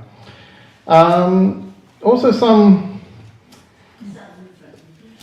of these alternative journalists, they I talked about amplifying the noise. Well, unfortunately, you get some of that's a problem among some of the alternative journalists that including some of the Telegram channels that I follow. It's a real stream of stuff, and you know that half of it is rubbish. Right, let's see. What else can I say? There are some players in the big time players who are outside the mainstream, let's say, but they you can see that they're being closed down as well. Press TV, which is an Iranian, it's essentially owned by the Iranian government. That was banned. That was taken off the air in the UK years ago. Now, ironically, they've still got an office very close to where I used to live in West London, which they share with a Saudi news agency, but they can't broadcast on the TV. And then RT got taken down as well.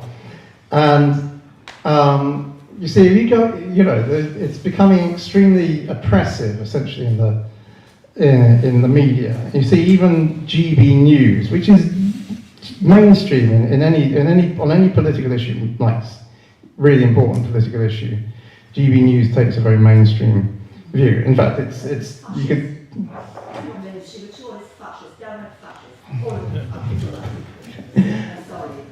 Well, all right. He's a fascist, a Zionist and a fascist. Do not underestimate him. This is what they say. Read between the lines. Sorry, but I do this a lot. Well, okay. I kind of like GB News. It was kind of, it did kind of put a few people, it did challenge. It challenged some of the big players. They came through, and they actually got a bigger audience share than people like Sky and. Let's see, the News International tried to put something. They started something called Talk TV as a rival, and that flopped. That's where Piers Morgan has a show. And okay, so that was actually a success story, a commercial success story. But they started talking because there's a few people on there who question the official line on a few things, not anything important, not anything big like Ukraine or Israel. They're talking about shutting it down now, taking it off the air, just as they did Press TV in Russia Today. And you've heard from Warren about how he was harassed by the police just for exposing the truth, for malinformation, as you put it. Just recently, I think maybe some of you might be aware that Craig Murray, the former ambassador, he's a former ambassador, British ambassador, you know. He was arrested while returning from Iceland, flying back from Iceland, and had his phone and his laptop confiscated, apparently for attending a Palestine solidarity demonstration in Iceland and making some comments on social media about that. So the authorities want to shut down all the dissenting voices, even if the law doesn't let them do it, really. As Warren found, you know, they couldn't hold him on anything. Now, how does this relate to NATO and why Britain needs to leave it, right? Well, NATO is just as much a political organisation as a military one. The Secretary Generals of NATO are all former politicians, you know, like Jens Stoltenberg, Anders Fogh Rasmussen, and they know all about publications and public relations and how to deal with journalists. And NATO has been very successful at managing and embedding the media into itself over the years, you know. Journalists get a lot of scoops nowadays, you know. You think about, Chris mentioned Seymour Hersh, right?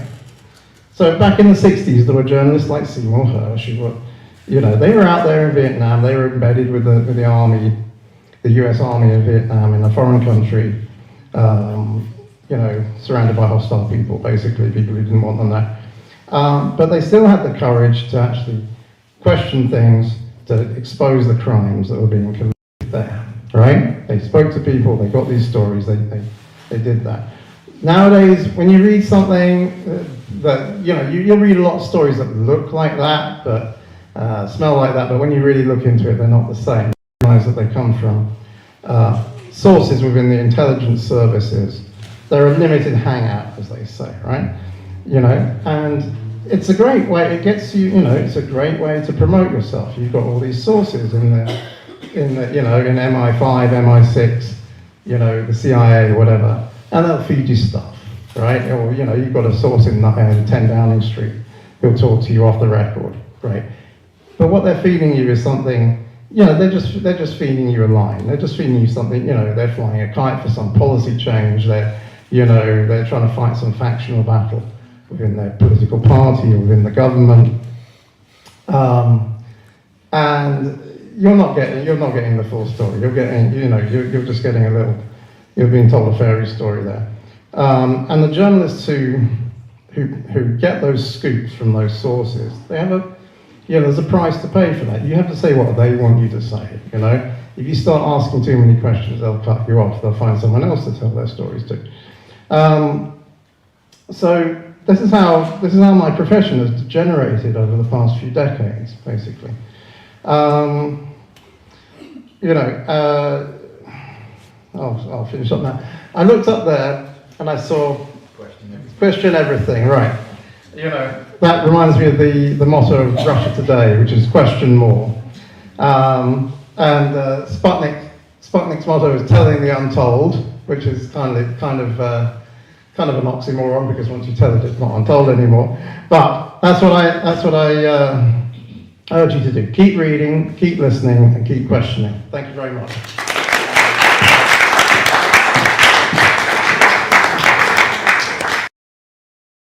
This professional point of view about the limitations of our profession in the present times, and especially about the limitations of our activity in social media as well. We found it that would be, you know, element of solution of any problems we are facing with mainstream media, and now we know that we are a bit naive, believing that they let us this gap uncovered by capital, by censorship. by propaganda. But it was a professional point of view, and now we would like to ask for some scholar view about the freedom of speech and about freedom of thoughts also here in Britain. Dr. Brown, please.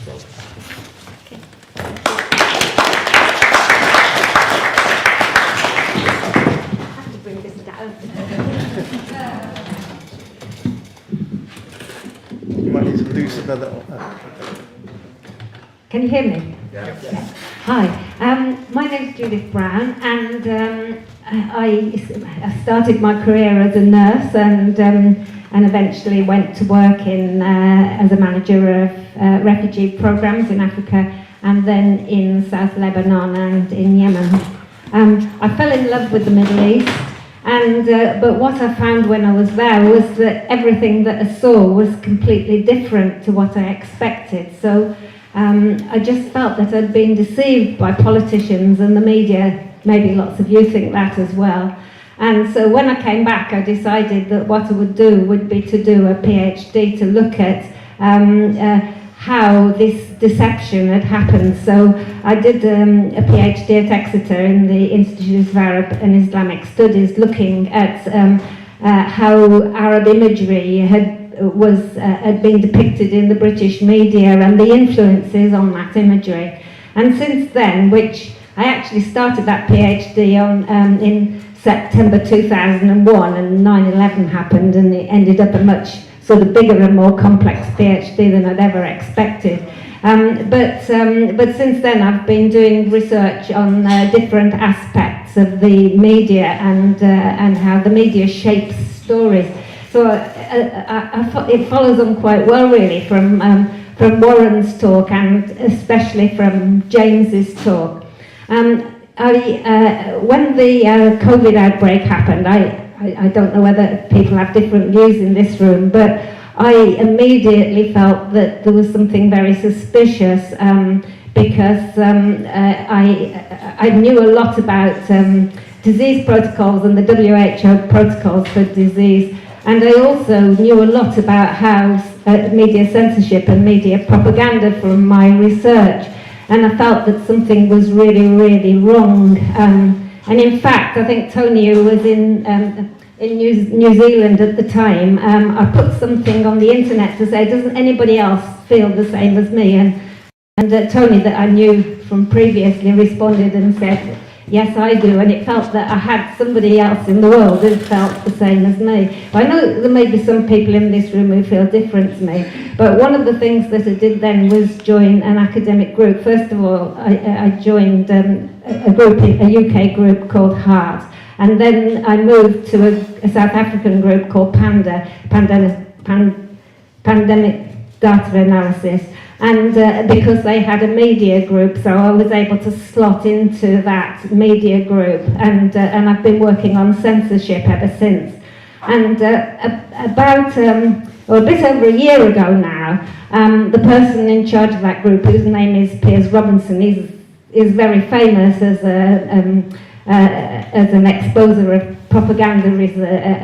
I think he fell out with Sheffield University over taking a lot of government money so that the government could shape their propaganda studies department, and left. And he now does lots of things, but one of the things that he does is heads the media and censorship investigation at Panda. But what I'll say is none of us paid. If you want to do investigation into government censorship and government propaganda, you have to do it for free. The nice thing is that I do it because I'm old and I've got the time because I've retired. But a difficulty is that a lot of people don't have the time to put into it, even though they're probably much more skilled and much more active than I am. About just over a year ago, Pierre said to me, what about fact-check groups? Well, when I put things on Facebook about different issues, I had a little sticker on it. In fact, whatever subject I posted on, I had a little sticker on it to say that, you know, this is not reliable information or something, or we disagree with it. And so I sort of thought that it was something that happened on social media, and it was going to be a little study that took me a few months. But I'm still working on it, just over a year, and almost feel that I've only just touched the surface. Fact check groups, it's an enormous industry. It extends to every country in the world. It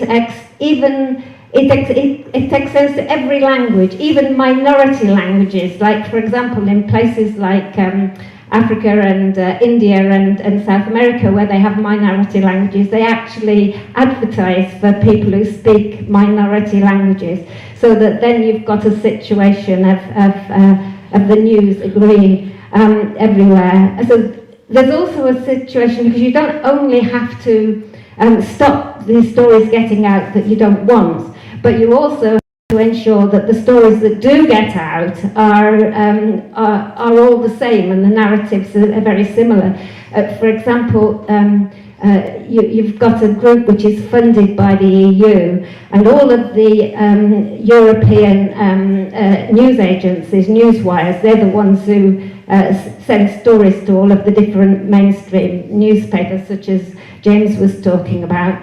And they now have a group which is paid for by the EU, and all of the European news agencies, AFP, AAP, DPA, etc., they all belong to this, and then they all decide together what copy they're going to write. So when they send copy out to the newspapers about a story, these news agencies that are really meant to be in competition with each other, because, you know, you would think that they would want to get the scoop, but they all get together and agree the same story, and then they put it out in all of the different languages, maybe a slightly different phrase of word, but they ensure that it's the same story. So then you get a situation where this is going out to all of the newspapers, all of the television companies, all of the radio companies, and it's all the same. That's one aspect of it, is spreading the same story so that you've got the same thing on the same topic, whether it's Gaza, whether it's NATO, whether it's Ukraine, whether it's COVID, you've actually got the same story. But the other fact that happens, you couldn't really have a situation where you censored newspapers without these fact checkers. It is enormously funded. It's funded by Western governments and by large Western philanthropists who all have their own agendas, obviously. People like, sort of like, for example, the Wellcome Trust, the Night Association. There's just a core of these organisations, the Ford Association, the MacArthur Association, and you see that they're not only funding the fact check groups that are in their own countries, but they're funding fact check groups all over the world. They're the ones who are funding the fact checkers in minority languages in South America, for example. Without fact checkers, you wouldn't be able to control. What they've got is this vast army of people. I mean, some fact check groups have enormous numbers of employees. For example, there's this fact check group in the UK called Logically. I think it's got 181 employees. That's just one fact check group. In England, it is probably the biggest in England, but you've also got other large fact check groups, and there's also some groups that are much smaller, obviously, with maybe 3, 4, 5, 6 employees. But unless you have this vast army of people sitting in different offices in different parts of the world, sending their algorithms out to actually check for keywords and things like this, so that it comes back, so that then they can send people to investigate the fact that, for example, at the beginning of COVID epidemic, one of the words that was used was respirators, for example. So they look for sort of like keywords, and they will do the same with Gaza, with Ukraine, and then they bring back the stories to the human interaction section. You just need sort of millions and millions of people scattered all over the world working in these fact-check groups, of which I found in my cursory studies at the moment 500 all over the world, but I know there's more than that, because for example there's a you see sort of people say I network, there's a group called Peace of Check in Africa. It's quite a big group. It's got offices in different countries in Africa, but they say, well, we network with 187 other fact-check groups. I don't know those 187 fact-check groups. They probably work on different local papers. The fact-check groups operate in radio, television, newspapers, local as well as national newspapers. They operate on every form of social media. They operate on online groups. So it's become this huge network. There's not only every language, but every form of media. Of course,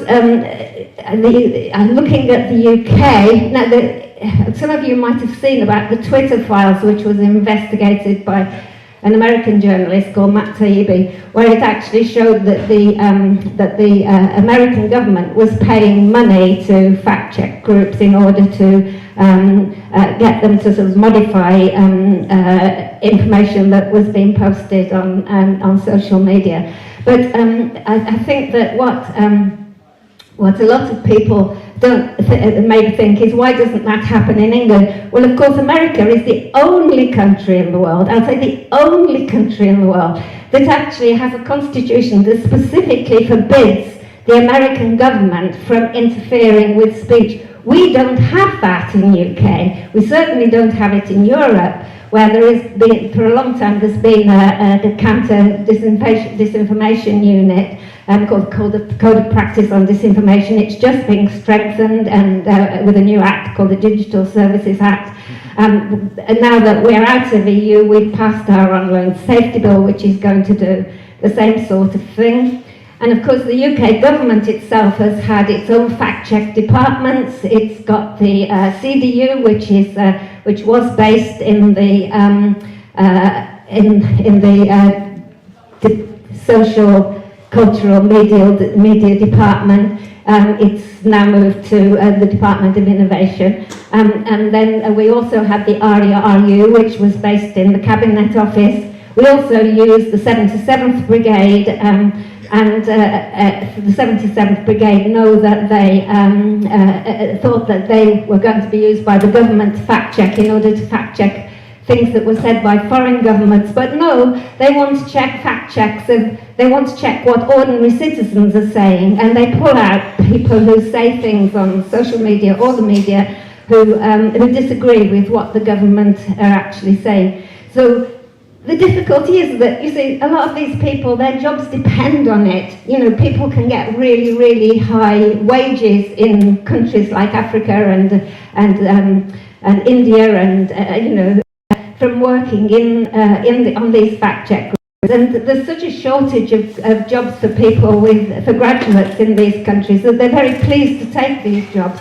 They then go to conferences where they're sort of brainwashed and made to think that what they're doing is right, that they're defending democracy. But when did democracy be defended? By stopping free speech. And I'm not talking about speech of fanatics, I'm talking about the speech of people who know what they're talking about, such as what Warren was saying about the Nazi and the Canadian Parliament.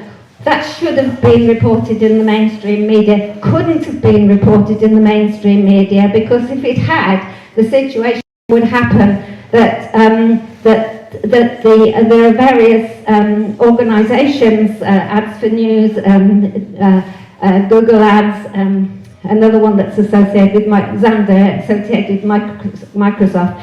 And what they do is they stop advertisers advertising in that particular newspaper.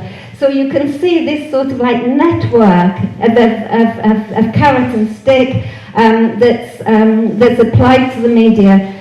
It's much bigger than the editors. The editors can't go above it. Even the newspaper owners can't go above it. It just controls everything. So it's just been, to me, it's just been an absolutely enormous job, and I've just done some work on the British fact check group. I'm hoping that I'm going to be able to tell people about it on Tony's radio programme soon.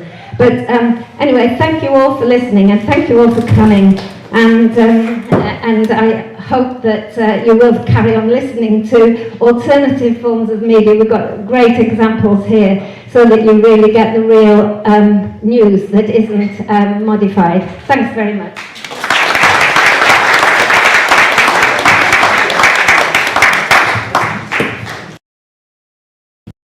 Very much, Dr. Brown. Yes, I believe that we all, hands up, who has been banned by Facebook, by X, by YouTube? More than once? More than twice? More than for 3 months? Yes, that's something like honors and merits now. And of course, so-called fact-checking became a very important part of the propaganda industry. But the truth is that we are real fact-checkers on the both sides of the stand, because we know that doubting and questioning the truth given is a real essence of the scholarship, of journalism, of political activity.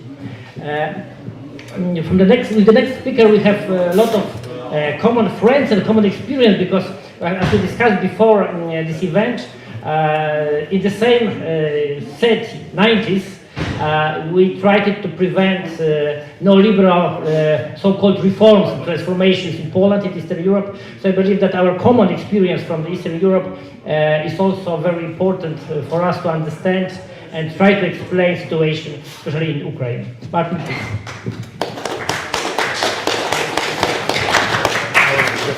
Thanks very much, everybody. I'm a bit fraudulent here, because my only real paid journalism has been for Russia Today over the last 8 years, since 2014. And I was a regular on their shows back once a week for 8 years. The reason being that they picked up on our stuff that we were doing on our local radio here in Bristol. But also I've got a background in Eastern European action, because when the wall came down in 1989 in Berlin, I got a job as the East European desk officer of the New Economics Foundation, which is a left-green think tank.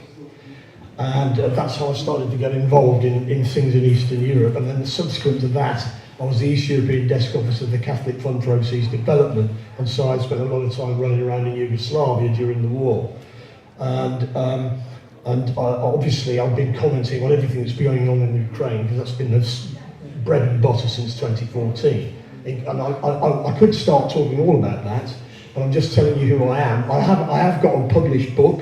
It came out in 1998. It's called Market Failure, Eastern Europe's Economic Miracle, and I co-wrote it with Laszlo Andor, who was then a young academic from Budapest, but he then subsequently became European Commissioner for Hungary, and he's now working for the European Bank for Reconstruction and Development in London. So I've got a kind of academic background, if you like. But anyway, I don't want to talk about any of that. I want to talk about what I did as a teenager. I went over to Italy, I learned Italian, and I went to what was called Il Movimento in the late 70s in Italy. Can I ask a question? If I say the word Gladio, who in this room knows what I'm talking about? Okay. The Gladio infrastructure was created by NATO intelligence services at the end of World War II. It involved a coordination between the mafia, the CIA, and the fascist parties in Italy.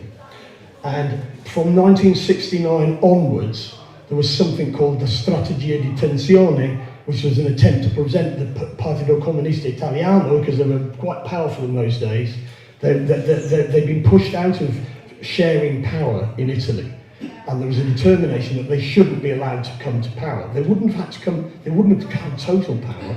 The discussion at the time that was going on was what they called compromiso storico, the historic compromise between the Christian Democrats and the Communists, which would have led to the Communist Party being part of a coalition government, which would be normal stuff in places like Austria or Switzerland, where the Social Democrats and the Christian Democrats, because there's enough common ground, they can have a coalition government. And in order to prevent this happening, NATO intelligence services started what they call the Strategia di Tensione. And it began with a bomb in the Piazza Fontana, in the Banco Agricolo in the Piazza Fontana in Milan, which killed 9 people. Now, there's actually a drama documentary about that attack, which came out in 2016, and the title in English of the film was called Piazza Fontana, The Italian Conspiracy. And it's by the directors Mostandra and Favino. And it's in Italian, obviously, but it's actually a drama reconstruction. What happened was that the secret services were pretending that the anarchists were blowing things up. So there were various bombs being placed around the place, pretending to be the anarchists. And the Italian secret service had planted anarchists that were under the control of the Italian secret services had planted a bomb in the Banco Agricolo in Milan. The bomb was planted to go off in the night, so it would just be a kind of a bomb that wouldn't hurt anybody. But when the police came to investigate, another bomb was planted later on, which went off in the day and killed 9 people. And the hero of this police procedural is the inspector who looked into all of this. And of course, ultimately, he was assassinated. At the end of the film, he is assassinated. Now, that was just the beginning, because then what happened in Italy is what we call the anni di piombo, the years of lead, where all sorts of things, you remember the Red Brigades, Brigata Rossa, Prima Linea, Nuclei Armati, Proletario, all these different groups were operating. It was all being orchestrated by the NATO intelligence structure. How do we know this? Because in 2012, the former head of the Italian Supreme Court, in other words, the senior judge in Italy, like the Director of Public Prosecutions here, he wrote a book called La Repubblica dei Stragi Impuni, the Republic of the Unpunished Massacres. And in that book, because he was the investigating magistrate on many of these cases, he shows that the NATO intelligence services kidnapped the Prime Minister Aldo Moro, assassinated him, because he was on his way, when Aldo Moro was kidnapped by the Red Brigades, he was on his way to invite the communists into the government. He never got there, because he was captured. And then the Red Brigades held him for 60 days, and then he was eventually killed. But of course, a lot of the people around Moro knew that in actual fact it was the intelligence service that was behind all of this. And of course, the police investigated it. It's on the record. There's a book by a Swiss academic called Daniele Ganza called NATO's Secret Armies, which is about all of this. And it wasn't just happening in Italy. I know a lot about this. This is if I was on Mastermind and asked what is your specialist subject, it would be this, okay? Where am I going with this? Oh yes, what's the next point I was going to make there? There's another. Okay, the point about all of this, that's what there was a BBC documentary made about all of this. Tony will know what I'm talking about. It was made by a guy called Alan Frankovich, who was actually Peruvian, and he's an independent journalist. And what he did is he was in the Time Watch series on BBC Two. There were 3 one-hour programmes all about Gladio. And they were absolutely brilliant programmes, because what he'd done, a bit Louis Theroux style, he'd interviewed the head of the secret services in Italy, and they were rather proud of what they'd done. And he couldn't help to say, well, yes, of course we did that. And he's got the interview with him. It's all in the film. And of course the BBC showed this film, and it came out in 1993, and I watched it, and I thought, thank God for that, this stuff is finally coming out. It's all there, it's a brilliant film. And then of course it was never ever shown again. It just disappeared. Anyway, later on, Frankovich actually then ended up having a very mysterious death in Austin, Texas, in the airport in Austin, Texas. Yeah, so he was then done in, as far as we can tell. But anyway, me and Tony were working with the BBC on making a film about the 7/7 bombings. In other words, we'd made an internet film called Mind the Gap, which was about all of the anomalies in what had happened, including the fact that we uncovered which is that the train the bombers were supposed to have caught on the day at Luton Station, it didn't run. Yeah, and we established that, and then the then Home Secretary John Reid had to admit in the House of Commons the train didn't run, but the story remains the same. But of course, it can't remain the same. If that train didn't run, the bombers couldn't possibly be in the times and places they said they were. Anyway, because we've made this film, BBC approached us and said, we've got to make a film that was in the Conspiracy Files series.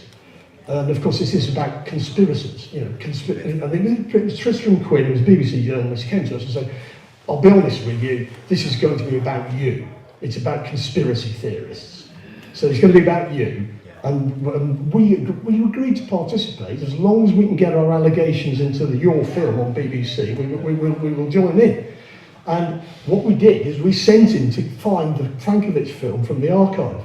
And he came back, if you remember, Tony, he came back. Changed man. He said, bloody hell, because he'd never seen anything like that before. And of course that made him more sympathetic to our view. So in actual fact, what we agreed with him in the end is we don't make us look stupid, make us look dangerous. So we were in the car together driving, we've got a BBC film crew in the back filming, driving down to see Dr. Nassim, who's the chief imam in Birmingham Central Mosque, because he was onto this programme. And so we went round to his house, and of course they had doomy music at the end, and now the conspiracy theorists are going to see the Muslims in Birmingham. Yeah, but of course, this is what you've got to do. In 1968, Konrad, the Komsomol magazine in Poland, this is how you work with censorship. They said, what's going on in Czechoslovakia is completely wrong, and the Komsomol of Poland completely condemned the Dubček regime and their ridiculous demands. And of course, it got all the demands. That's how they got that through the censorship. Anyway, what was... It's a backhanded compliment. But yes, I mean, this is how you work around these things, yeah? So we've got 1 foot in the mainstream and 1 foot outside of it. We're trying to influence the mainstream, but we're working the edge, yeah, between those two things. I'll just finish up with this. We've actually put a call out on the radio show. Anybody got a copy of the original Frankovich film? And somebody came back to us and said they'd recorded it on a VHS cassette in Falmouth College of Art. So they sent it to us, and it's a really poor quality VHS video with you know, it's got time staging on the top. You can bet, you know, it's all fuzzy. It's terrible. But Tony here digitalised it and put it up there. And if you look it up, it's up there. Our version is up there. The BBC version is not up there. But our version is there. The quality is rubbish, but the film is dynamite, because I'll come to my peroration of my speech. NATO is a terrorist infrastructure. It always has been. And I'll finish up with this. The Maidan Square massacre. There was a court case in 2017 in Kiev, or Kiev, as we must now call it, not Lviv, you know what I'm talking about. The Berkut riot police were charged with shooting the demonstrators, the Holy Hundred as they called them. And of course, what was very suspicious about this is that in 2014, when it happened, there was a telephone intercept, which must have been done by the Russian secret services, between Umas Piets, who was the foreign minister of Estonia, and the Estonians are very hostile to the Russians. And he phoned up Catherine Ashton, who was an ex-Labour politician from Britain, who was the equivalent of she was the EU's foreign spokesperson. And so in this phone call, Piets phones her up and says, we've just been around all the hospitals, and all the doctors are saying, oh, everybody's been shot by the same caliber weapon. It's an absolute, you know, you're an ex-sniper, this is an absolute hit. And they also killed 6 police officers. Yeah. So why would the police be involved? Because it wasn't and he says it looks like it's to do with the current regime, not the previous regime. And Catherine Ashton goes, gosh, really, can you imagine? Yep. Lame brain Labour politician from Britain, way out of her depth in what's going on here. But in 2017, there was a court case in Kiev where these Berkut riot police were put on trial, and their defence lawyers were able to show, because they got people who were the snipers from Georgia to testify on video that they did it. And that means NATO did it. Not Putin, not Yanukovych, NATO. And that means generals in our armed forces, people involved in our intelligence services are criminals. Are not, and I say when they're criminals, that means they've got Interpol files. And the way we're going to fight these people is partly through talk, partly through whatever else we're going to do, but we're going to bang them over the head with the law. Because criminals, that's what you do with criminals. You put them away. Put them in prison.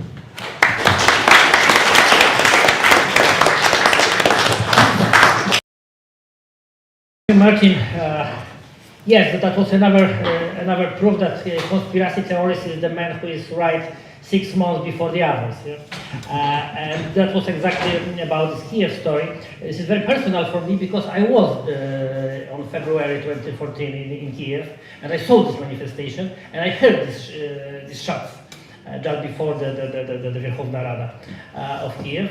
And this is only one of the few experiences from my journalist work in Ukraine, but not only in Ukraine, I would like to share with you because, well, I haven't prepared any speech for today, just some memories mainly. And yeah, that was the first one because I was in Euromaidan. I've spoken with these people there. We discussed about it before our meeting, and well, when I asked these people, why are you here? Why are you living here in this square? And they said, okay, there are two main reasons. First, we are paid for that, paid by middle oligarch who was not widely known there, and he's been called Petro Poroshenko, and in a couple of weeks he became the first new Ukraine president. And the second reason is, of course, because we believe that in the new democratic, modern Western Ukraine, that would be cheaper fridges, because we don't have to pay bribes to buy it. And I said, okay, the point is that as a Pole, I can only warn you that you will have to pay the bribes twice, to your own oligarchs and to the Western plutocracy and imperialists who take control over your country. And of course, that was a very conspiracy theory that time, and in less than half a year, also my Ukrainian friends get know that unfortunately we've been right. We who warned them for these events happening later on. And well, I believe that what's happened next was really eye-opening. In May 2014, I was as a journalist, I was a correspondent during the presidential election in Ukraine. And just after that, from Kiev, just next day I came to Donbass, Donetsk, to see this manifestation of the Russian-speaking majority there, because it's not a minority. In the eastern part of Ukraine, Russian speakers are majority. And that was Monday, that was ordinary day, morning. I was sitting in the cafe in the railway station in Donetsk, and there was no demonstration that time. It was, early morning on Monday, just after the election. And I see just a normal movement of people going out from trains, going to factories, to schools, to university. And then suddenly appeared Ukrainian helicopters and started to shoot the normal, ordinary people. They had a lot of fun, flying down, chasing people, preventing them to hide in buildings. They shot the missiles to the railways, trying to cut the trains with the people who tried to escape from Donetsk. And that was the day when the special anti-terrorist operation began. And later in this evening, we get notice that Nazi battalions, Nazi volunteers, and Ukrainian army start to attack Russian speakers in whole Donetsk, whole Donbass area. And we've heard, of course, the speech in TV of new elected President Poroshenko announcing this special anti-terrorist operation. It sounds very familiar, yeah? Yeah. It was not a genocide, not attack on civilians. It was special anti-terrorist operation, exactly the same like in Gaza now. And of course, we are not surprised. Of course, we were shocked with these victims because, you know, I've seen dead bodies of women, of children. It was not the story of the Ukrainian propaganda about, you know, hero grandmother shopping with a jar of pickles, you know, Russian drones and so on. No, that was not the story. That was life and death. And it was not the first time, so I was not surprised with what Nazis and the Ukrainian government did, because just 20 days before, I was in Odessa. I was in Odessa 3rd of May 2014, day after Nazis burned 42 people in the House of Trade Unions, and the smell of these burnt bodies was still held over Odessa. You know, Odessa is a pearl of the Black Sea. It's a historical, very beautiful town. Whoever watched the film about Potemkin, Prisoner Potemkin riots in the during the time of Russian Revolution, seeing this beautiful town. This is internationalist town with population speaking very specific mode of Russian language with a very specific accent also, and it's absolutely fantastic place. It was chosen by the oligarchs and Nazis as a lesson for any minority in Ukraine. To prevent them and to show them how the new Ukraine will look like. And yes, of course, that has happened after that.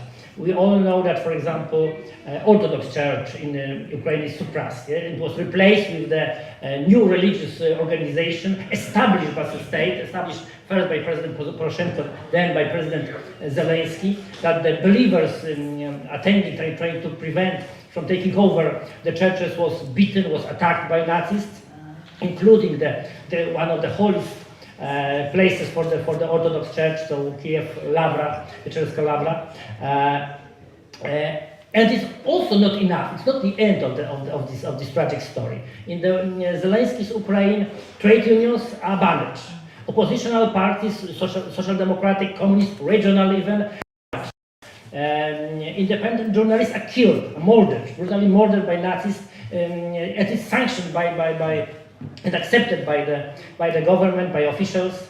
And well, 1,300 miles from Bristol, there is Nazi state, new Reich established, and it is not the only one and not the first Nazi state in the modern world, because it's already 75 years when Nazi Zionist experiment is perpetrated in Palestine.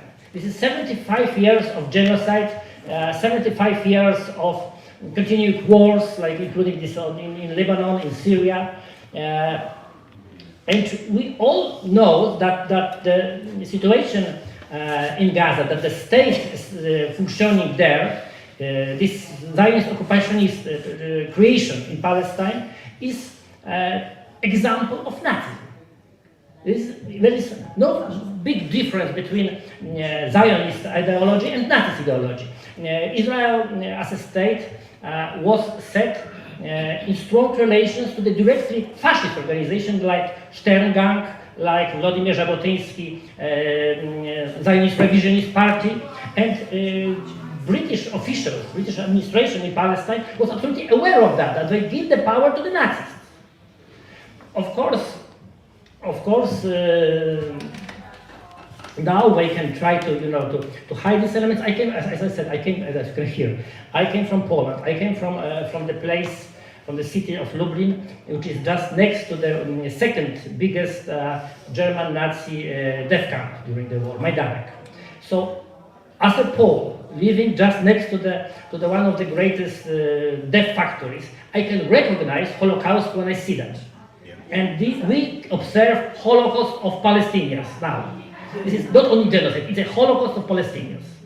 So when we started No2Nato initiative last year, a lot of people doubt, okay, it's one war somewhere far away in Ukraine, whatever, Ukraine is somewhere in Balkans, yeah, probably, yeah, something like that. Yeah? No one knows exactly where it is. And you trying to warn the people that the war continues, that the war spread over the world, that the Nazism spread over the world. Maybe, you know, just you exaggerate the problem, maybe just, you know, it's, of course, you have, you want to do only the good, but you just stop. Our government knows exactly what to do. No, they know what they do. They try to support any kind of jingoism, any kind of Nazism, any kind of military aggressions over the world, because war means business. And rivers of blood are just the flows of capital. In that way, they are able to hide another great global financial crisis, which is coming, which is already on our doors.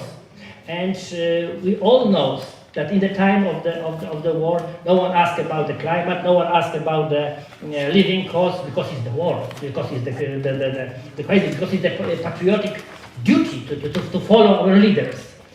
And, well, as a journalist and as an activist, I believe that is the last moment for all of us to not follow these leaders, not follow the big business it sponsored these so-called leaders. And this is the last moment we can say no to war, and we can say yes to the peace, because we want our future and future for our children to be secured, and, well, without Nazis, without Zionists, without neoliberal global capitalism. Thank you.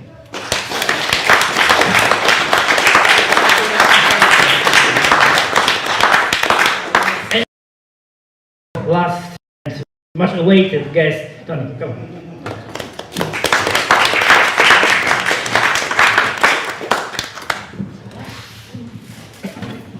Sorry, Tony, I've got to put it down for me. So yeah, thanks, Konrad.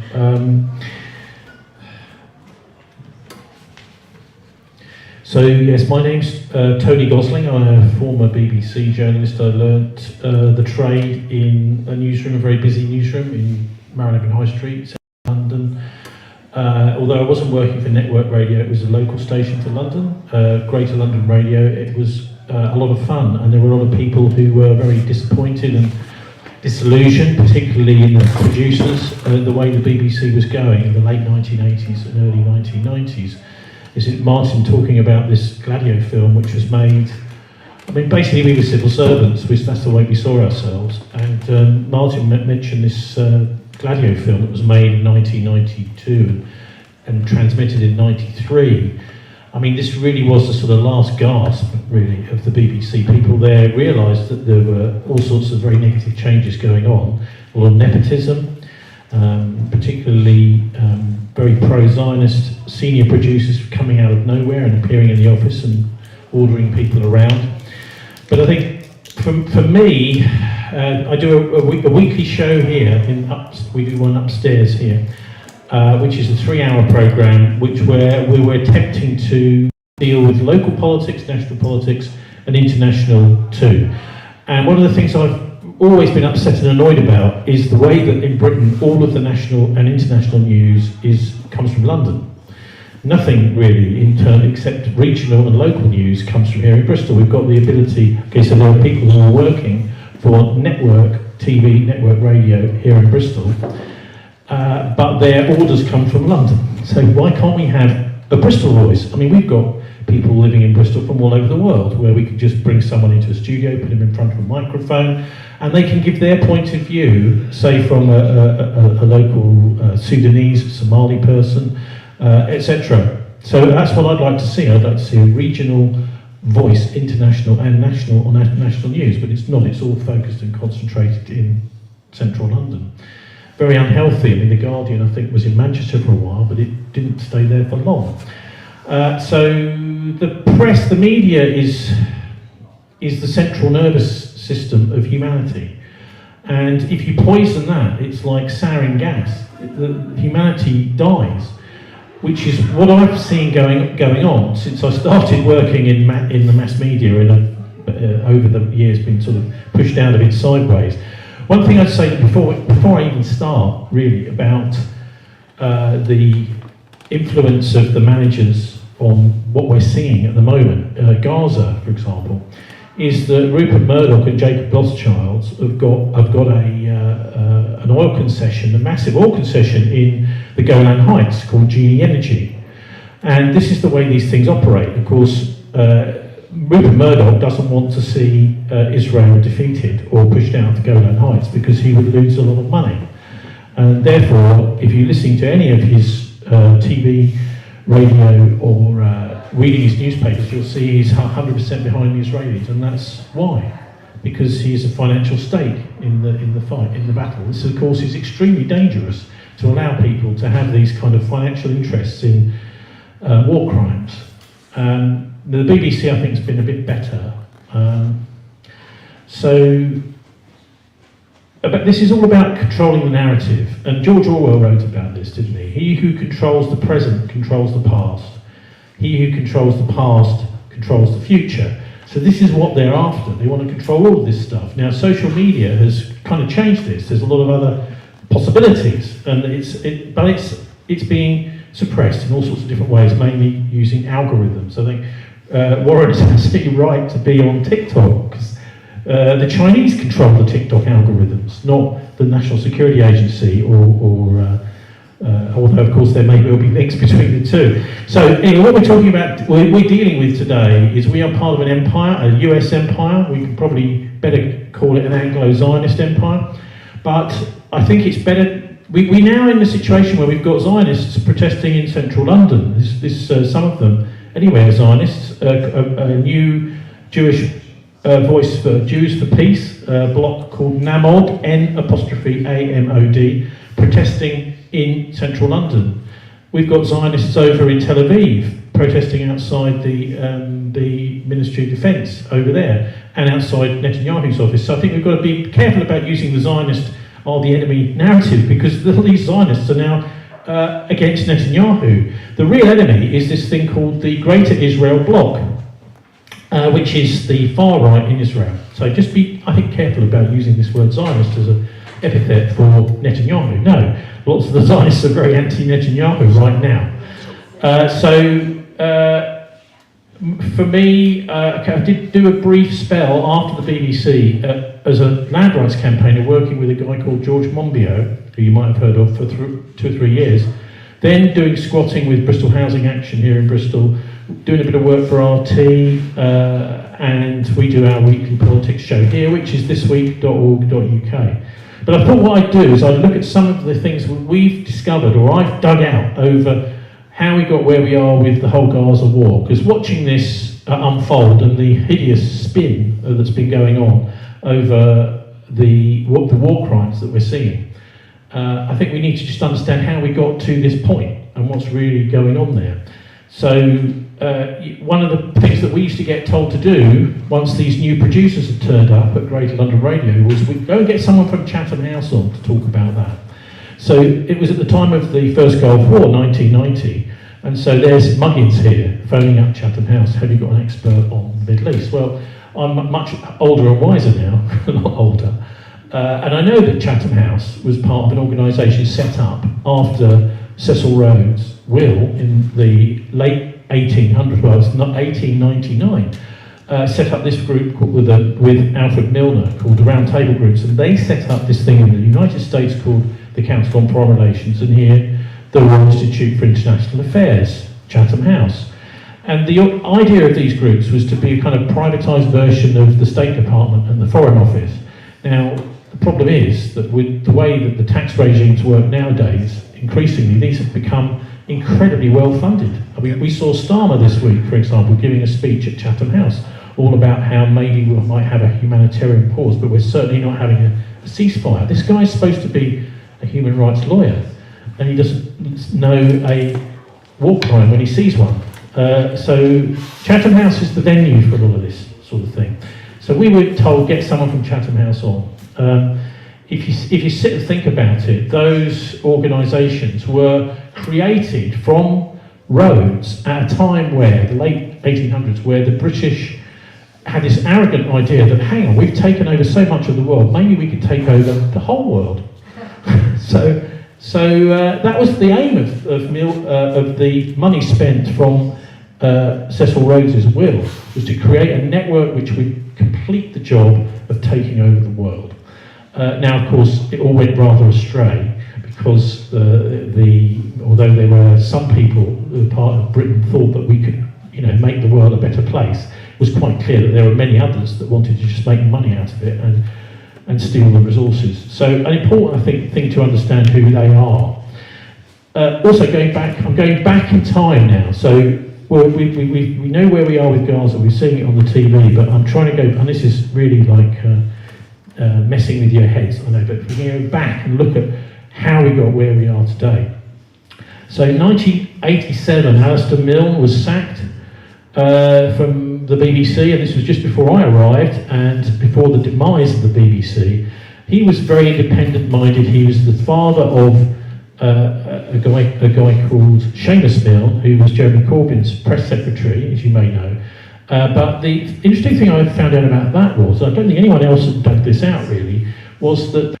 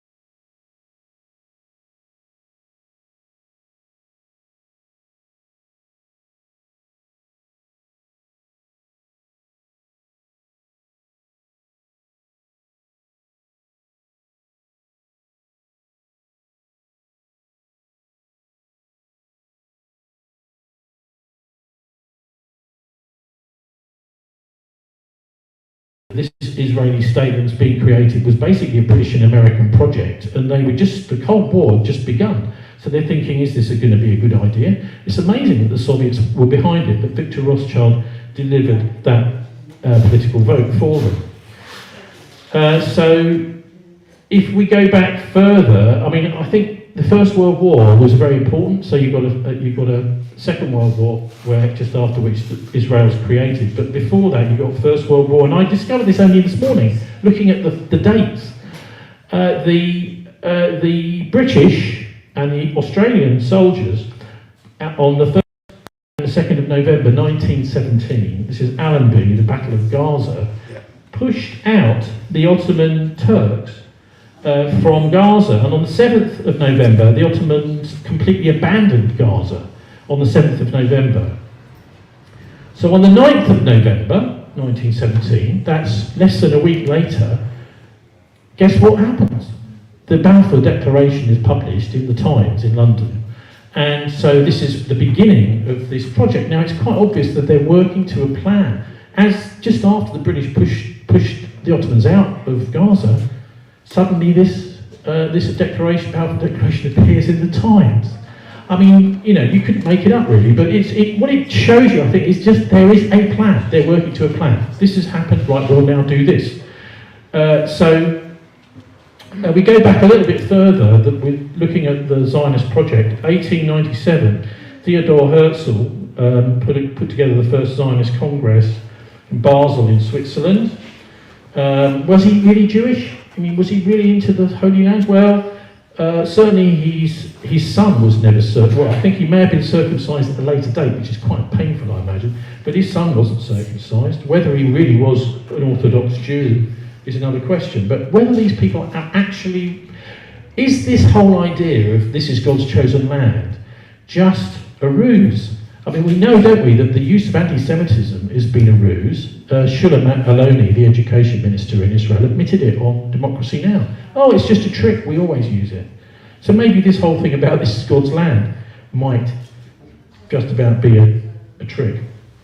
And if we go back a little bit further, we find this leaked letter talking about a Third World War in the Holy Land between not what he calls nihilist Jews, whatever they may be, but it sounds like a created form of Jews, which is very much like what we're getting with the Greater Israel Project, and Islam.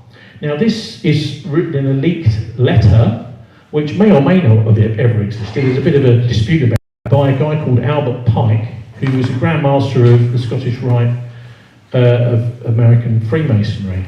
And this whole business here is, I mean, their motto is Ordo ab Chaos, which is order from chaos.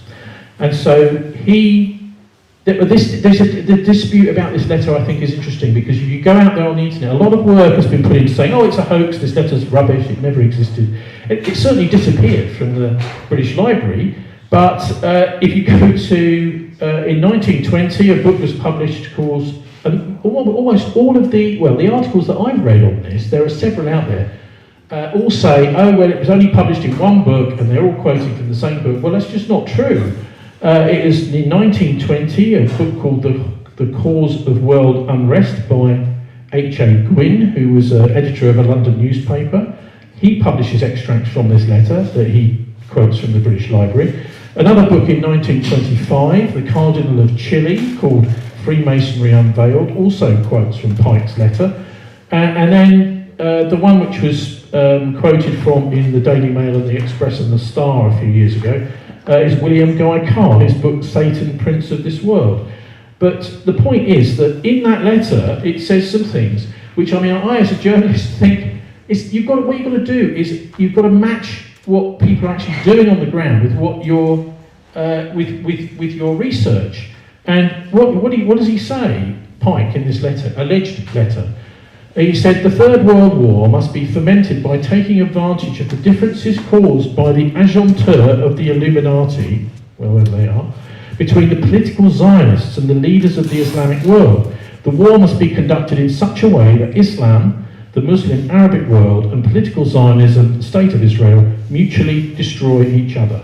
Now, whether or not this is a hoax, this letter, this does certainly seem to be from 1871, seems to be what the plan they seem to be working to. So, with the First World War clearing the Turks out of the way, the British taking over, the Second World War creating this crusader state, the State of Israel. And you can read the rest of that for yourself, but I mean that just gives you an idea of what's in that letter. Now if we go back even further, I mean I didn't quite realise that the first real mention of Zionism and the idea of the Jews returning to the Holy Land was actually made by a Christian, a guy called Lord Palmerston, in 1840.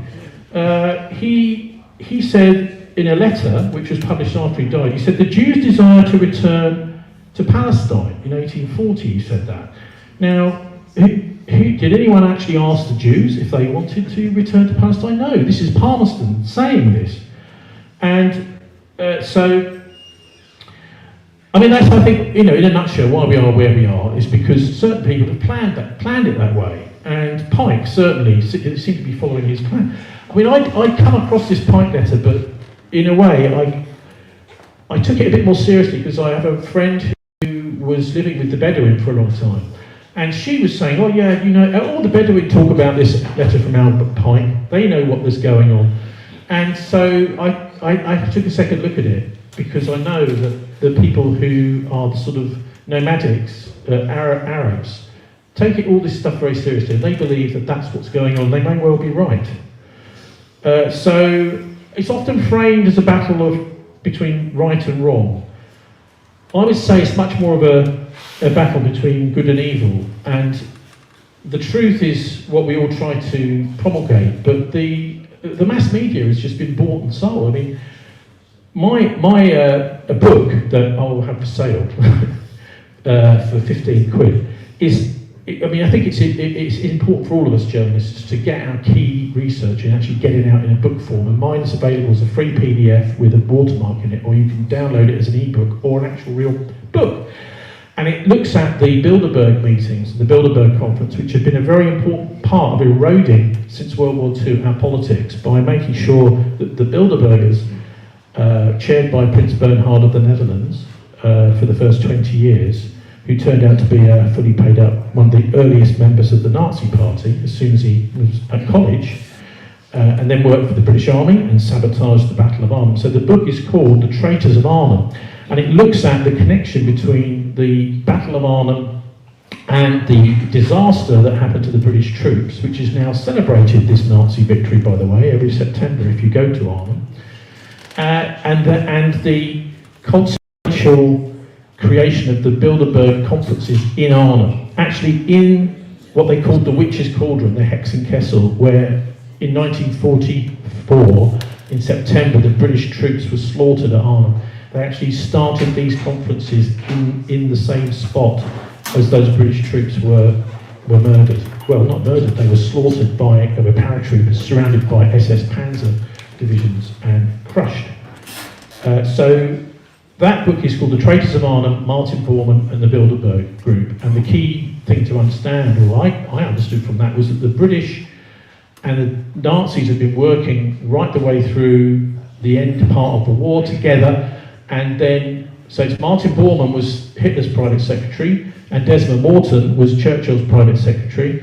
And Morton was brought out by commandos at the end of the war with all the Nazi loot, because he was the signatory to all the bank accounts in Switzerland. The point of sabotaging the battle at Arnhem was very simple. It was to buy a few months extra for the Nazis to squirrel their wealth away around the world. Mostly actually was in Switzerland. A lot of them went to South America, and there was money there, but that's where it went. So why is this, nowadays we're dealing with what is effectively the product of all that Nazi loot from Europe was injected into 750 companies by Bormann. And we're dealing with a kind of corporate Fourth Reich now. From the big corporations, transnational corporations, that's, I think, really the enemy. So they use banks, not tanks, to take over, is the easiest way to put it. So why are we now looking at turning the Holy Land into hell? Because that's what they're doing, isn't it, right now? Hell on earth. It's difficult to know exactly what the project is here, but it certainly seems to be what you might call Armageddonist. So it's almost like the Israelis are nuclear armed, of course, but it's almost like they're some sort of doomsday cult. And that's what the Armageddonists or the accelerationists are trying to achieve. And I name dropped George Monbiot. I'm going to name drop Nick Land now, who's a guy I went to school with, and he is the father of accelerationism. He now lives in Shanghai, and he's written this thing called The Dark Enlightenment, which is all about the sort of triumph of AI and how people will become irrelevant and we'll just, basically own nothing, be happy. But that actually it's computers are going to be running everything. So this is the kind of nightmare they're trying to drag us into, I think, with the war in the Middle East, particularly as a central point, because of course, if you look at what's going on there today, it could easily bring the Americans in. If a carrier, I see today the American aircraft carriers just coming into the Mediterranean. If that carrier's sunk, the Americans are going to get more involved. The Russians are already there in Syria. The Chinese could also get involved. This seems to be, to me, absolutely clear. What they're trying to do is create a third world war with the Zionists, really the Greater Israel bloc, versus the Islamic world. And so this is what I think the war on journalism is the theme of today, is really what a lot of our work is to understand what's really going on, because it's like peeling away an onion. What we're being told is extremely superficial, and I don't really blame many of the journalists, because it's a pretty complicated plan to peel apart, to understand. And certainly when I was working there, if you start getting close to the truth, you find your job doesn't last very long. And I just wind up with a plea for support for Julian Assange, because he's done such an amazing job over the years, including jailing bankers. It seems to me that he's just literally been crucified. He's been put on a cross for everyone to see. Right, journalists, if you start telling the truth about what's going on in the world, this is how you're going to end up. And I think if you're going to be a real journalist today, you have to understand that you may end up like Julian Assange too, and you have to absolutely understand that they may well come for you at any time. And only journalists like that can continue to do their job, which is why we're here today. Thanks very much for listening.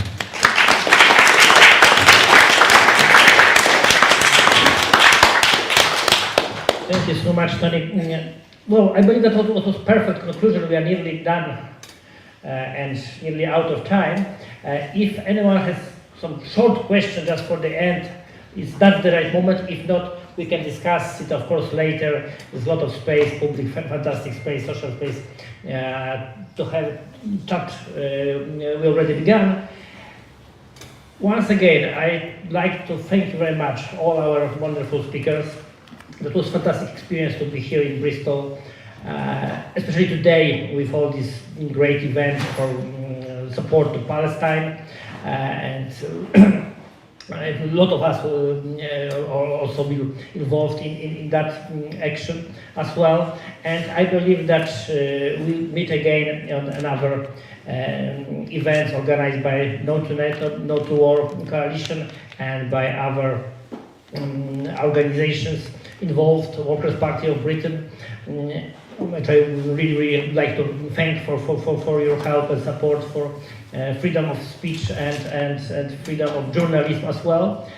And of course, we can follow us on social media, on Telegram channel, on X, on Facebook as well. So please be informed, because information is the best path and the best way for the truth and so for the future. Thank you very much once again, and see you soon.